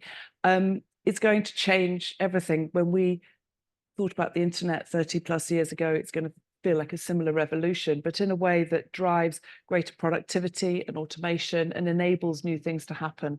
I agree with the focus on standards, but I also find it really interesting that most conversations go to standards and stopping things happening for the fear of AI before we start thinking about the power of it and the opportunities around it. We need to consider both at the same time and to learn as we go. I couldn't agree more. I was very interested. The British government kind of led with AI safety. Yes. And I think we lose sight of the opportunities that AI provides, because I do think it's opportunity. It will change jobs. It won't necessarily destroy jobs. Yeah, definitely. We're 100% in the opportunity camp. Yeah. In terms of the accessibility that it could bring, the more rewarding and interesting work that it can bring ultimately with those new jobs that will be created. But again, we have to equip people for that. So one of the most exciting things about it at the moment is actually the way it can transform education and transform access to learning, the simulation that we've always tried to bring in from an employer perspective, you know, having people who are work ready, to go into be productive much more quickly. AI presents huge opportunities. So that's all opportunity. The one thing I would say we've done a lot of work on as well is on the ethical dimensions of AI and the ethical dimensions of technology. And I think, you know, that leads into standards and regulation, etc. But actually it's the behaviors that you will expect of people in your businesses and organizations when using AI, and those starting points around data collection, etc., etc. So I think the ethical dimension, which again, from a UK perspective, the UK professions, all of them have codes of ethics that are applied quite often globally. And I think applying them in a different context is actually something extremely valuable. So we'll continue to do our work on that. Good. I'll just turn my mother off. Right. So I meant to sort of wrap up with a question which says, what is the one policy that would ensure successful digital transformation in ASEAN? But I want to frame it slightly differently, because when I think about ASEAN and the UK and how we can kind of share experiences, you know, having been the tech minister, the one thing that I think the reason that the UK leads in tech is because of London. And what I mean by London is I mean a global city where people can come pretty much from all over the world, despite this pesky thing called Brexit, and set up a business. It's about an ecosystem. And the one thing we don't have, which California has, is capital. We've got everything else. We've got the skills ecosystem and the innovation and the link with universities and higher education. It would be great if we had the kind of wall of capital that the Americans have. But is there a similar opportunity? My challenge to ASEAN would be, is there a similar opportunity in terms of different cities and countries in ASEAN becoming the go-to place if you want to set up a tech company and build a unicorn? That, for me, if I was sitting in ASEAN, would be the sort of challenge I would be thinking of. So that is my starter for 10 as to the one thing that can kind of really drive the digital innovation economy in ASEAN. It probably sounds wildly patronizing, but it's just the one thing I've observed about the marketplace in California and the marketplace in London. But the floor is open to everyone else to think about the one thing that they would do, or if they had a magic wand, the one thing that could really move it up a notch, even though it's obviously proceeding at pace, digital transformation in ASEAN? I think my wand on that one, and it could be a quick win for ASEAN if they approached it in a certain way, is talent mobility. Yeah. We've heard all our panelists today here talk about the acquisition of skills and the recognition of skills across, and both of those together mean talent mobility. Absolutely. So that's what I would recommend ASEAN to really think about, is how you can move expertise across the region, and that will be an excellent way to address a potential future digital divide. Helen. Well, I know it is a priority already, but I think it's education, access to education, digital education delivered digitally, and that will make a massive shift. Brilliant, Freya. They took mine, but mine is also. I knew they had. I knew No, they had. no, It's so unfair. I should have Next called you. year I'll go first. Yeah. New ideas, new venture capital that comes in and just supports businesses, they get moving. It's the scaling up that happens from that. Yeah, It's so incredibly hard to fund. It's when it just begins to move and to stick with it. Some innovations and new changes in jobs and economies take some time to nurture and grow, and to be patient and to really stick with great ideas and people. Kobsak, I hope you heard that discussion, and you're perfectly placed to conclude, particularly with Freya's point about investment and scaling up, the ability to open up investment opportunities to digital businesses. To me, I think that the important thing is a strong joint cooperation and collaboration with a long-term view of both business sector and the private sector together and among various countries. I think this is the things that will help in terms of the scaling up the digitalization. And this is very important to make it happen, apart from human capital development or training. Very much indeed. Well, thank you all to our excellent panel. Thank you to everyone who's attended the business summit that we've had, a very successful day. And I think we're now going to break and have a networking. No, we're not. No, we're going to do something else, aren't we? Heather, our wonderful trade envoy, is going to close our conference. So we'll get off the stage and make way for her. We have a few more order of proceedings, Lord Vasey. But ladies and gentlemen, a round of applause for Lord Vasey, Chair of UK-ASEAN, Helen Brand from ACCA, Kun Kobsak in Bangkok, Alex with the UK mission to ASEAN, and of course Freya from Pearson. Thank you very much. If I could please invite Her Excellency Melanie Barlow, the British Ambassador to Laos PDR, to first give some closing remarks. Thank you.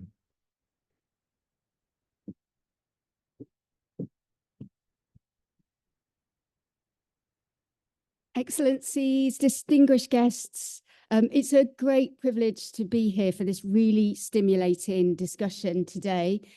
Thank you so much to UK-ASEAN Business Council for organising such a brilliant event, to HSBC for hosting us, and to our panellists, and to all of you for engaging so brilliantly in these interesting topics.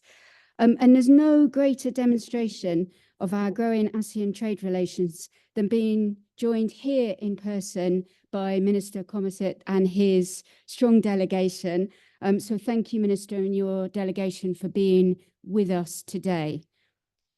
And as we close, I wanted to use my remarks to recap some of the key takeaways from today's sessions, reflecting on how, as government and the private sector, we can work more closely together. And we've spoken in depth today about connectivity, a key theme of the Laos ASEAN Chair Year. Sustainable infrastructure is at the heart of ASEAN connectivity's agenda. It's estimated the region needs $600 billion to realise the infrastructure projects as outlined under the Master Plan on ASEAN connectivity.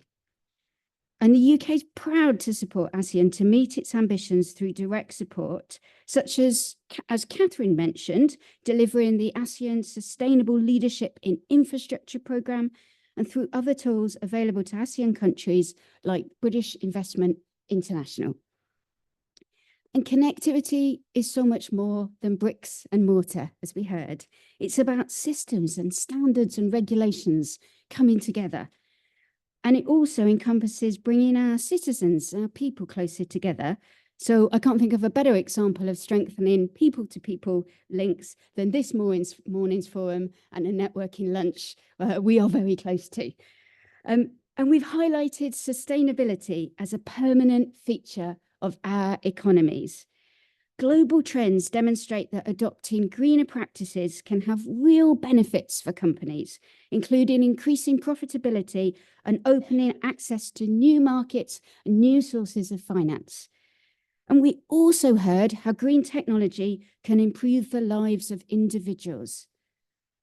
So beyond the economic and environmental benefits of greener practices for businesses and people, the green economy presents entirely new opportunities for ASEAN to become leaders in fields such as renewable energy, green service provision, and green consulting. And there are multiple resources available from the UK to ASEAN to support ASEAN's climate ambitions, including the ASEAN Green Catalytic Finance Facility. And as we heard this year, the ASEAN UK Green Transition Fund is coming on stream, supporting ASEAN's access to green finance.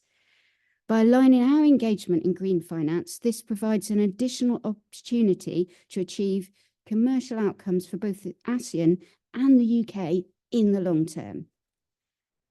And finally, we just identified digitalisation as a key tool to boost economic growth, open ASEAN markets to the rest of the world, including the UK, and make trade more accessible for all citizens.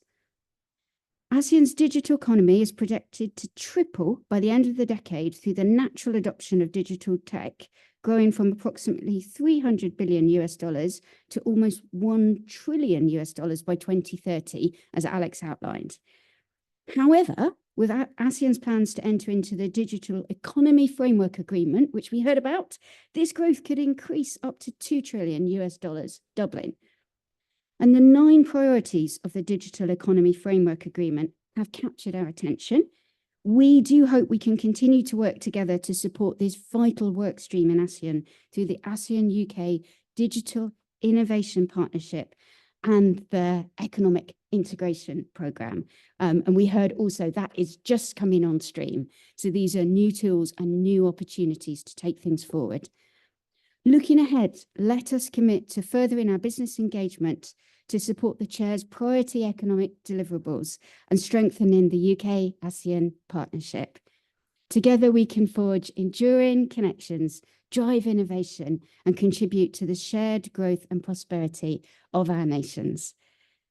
We look forward to seeing some of you in Laos for the ASEAN Business and Investment Summit later this year and continuing our collaboration and strengthening our relationships at that event. So in closing, our heartfelt gratitude to all the participants, speakers, sponsors and supporters for making the UK-ASEAN Business Forum 2024 such a resounding success.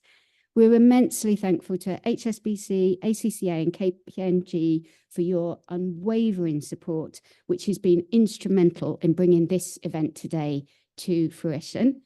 So on behalf of the UK government, I look forward to our continued collaboration to realise ASEAN's vision to a more prosperous, connected, inclusive and resilient ASEAN economy. Thank you.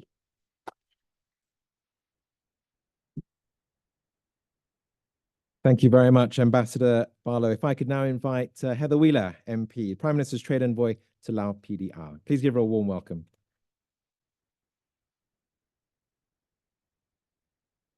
Right, only 2 more speakers, then you get lunch, you're happy people. His Excellency, Comma Smith, Minister of Industry, Commerce of the Lao People's Democratic Republic, Your Excellencies, my Lord, ladies and gentlemen. The theme of today's forum, Connecting Futures, Partners in Sustainable Inclusive Progress, has brought to life the UK-ASEAN relationship. I've been impressed by the quality of today's discussions, the excellent networking and the themes that have emerged, shaping the landscape of UK business engagement in ASEAN. The energy in this room and our friends digitally, the exchange of ideas, bonds have formed here underscore the vitality of our partnerships and the potential they hold. I extend my heartfelt gratitude to His Excellency Smith, Minister of Industry and Commerce of the Laos People's Democratic Republic, Mr. Uday Suvarnanong, Chair of the ASEAN Business Advisory Council, and the entire delegation from the Laos People's Democratic Republic for gracing us with their presence today. Your journey here signifies the importance we place on face-to-face interactions and the depth of our commitment to fostering collaboration. The UK firmly believes in the power of partnership, and I assure you we eagerly anticipate the opportunities that lie ahead as we work hand in hand. It is undeniable that ASEAN's economic growth trajectory remains one of the most compelling in the world. It is imperative that UK businesses craft a robust ASEAN strategy to harness that vast potential of this dynamic region. The insights gleaned from today's discussions will serve as invaluable guideposts to shaping that strategy. I urge all businesses to leverage the extensive support provided by UK-ABC and the UK government in navigating this exciting future. In my role as the Prime Minister's Trade Envoy to Laos, I'm deeply committed to nurturing the bonds between UK businesses, the government of Laos. Under Laos's chairmanship of ASEAN, we stand ready to ensure a successful year ahead through collaboration, innovation, and shared vision.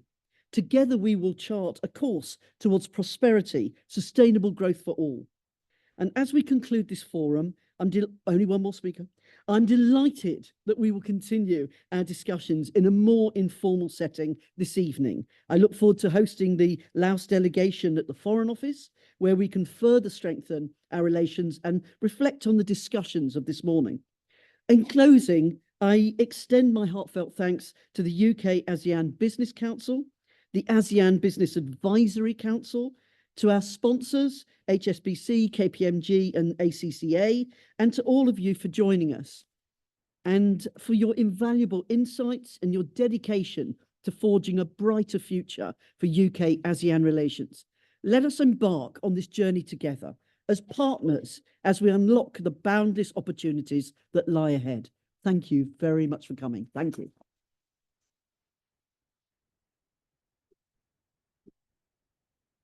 Thank you very much, Heather Wheeler. We have one more speech and then some very brief closing remarks, I'm sure. Would you please give a warm welcome to the stage His Excellency Mr. Dongmani Notsudom, Ambassador of Lao PDR to the United Kingdom.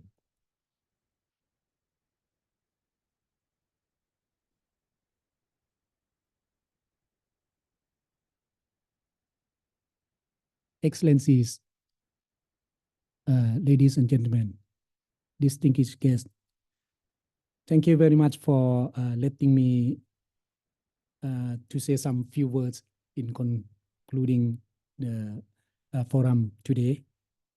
Thanks, UK Ambassador Mail, for recapping some key takeaway from the forum today. I am delighted to have the opportunity to join the UK-ASEAN Business Forum this year, where we have discussed valuable experiences, share lesson learned, and also exchange many point of views regarding the issue such as green finances, integrating and connecting economies, and digital ASEAN. I am very pleased to see how much commitment and how much willingness there is from our panelists, from the participants of broader economy, as well as from the state actor to move forward to the low carbon future and to make the development more sustainable.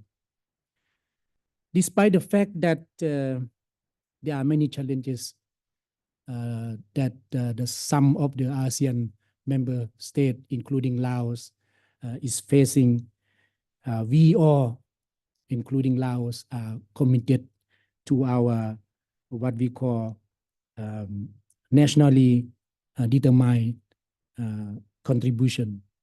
And we are also committed to reach our sustained development goal of the United Nations.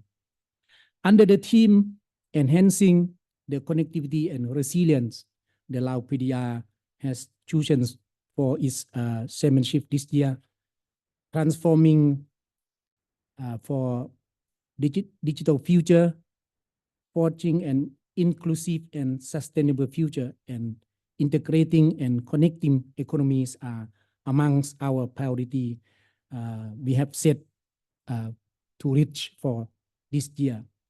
So building on the success of ASEAN over the past years that have been made by our previous chair and ASEAN in general, we will continue actively and closely work with our ASEAN colleagues as well as external partners, including the UK, to achieve this goal. In closing, on behalf of the Lao government and the Embassy of the Lao PDR here in London, I would like to express my appreciation to the government of UK, the UK-ASEAN Business Council, the SHBC, and all party concerned for making this event possible. And I thank all participants and panelists for contributing to this forum. I would like to join my minister to invite some of you to come to Laos this year, and I hope to be able to facilitate your travel to Laos as we here have the embassy here in London. And thank you very much, and looking forward to closely working with you. Thank you.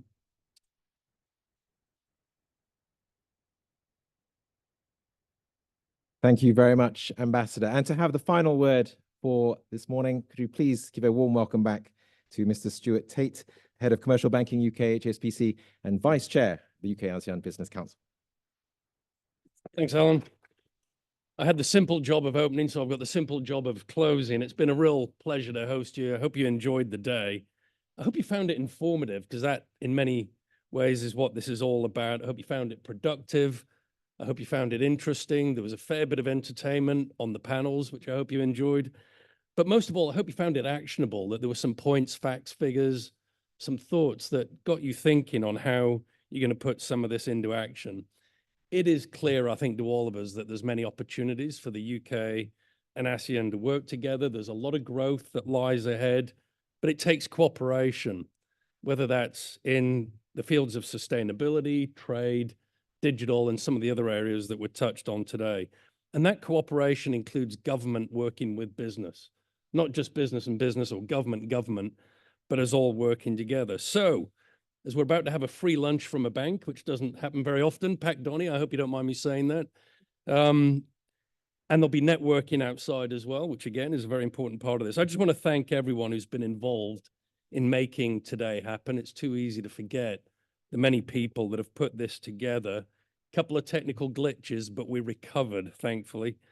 I want to thank the ministers, the ambassadors, the Lord, MPs, special guests, especially our new friends from Laos who have traveled all the way here, and I hope you have some time in London to look around this terrific world city, and of course the panelists. To Ian Gibbons, the CEO of UK-ASEAN, and the whole of Ian's team, including the three-dimensional Alan who's with us today, and to everyone who's here in the room, and of course the hundreds of people that joined us online. It's easy to remember just how many people were watching, listening, and sharing this. So it's been a terrific morning. Thank you, everybody. Look forward to doing it again, same time next year. Thank you very much. Thank you.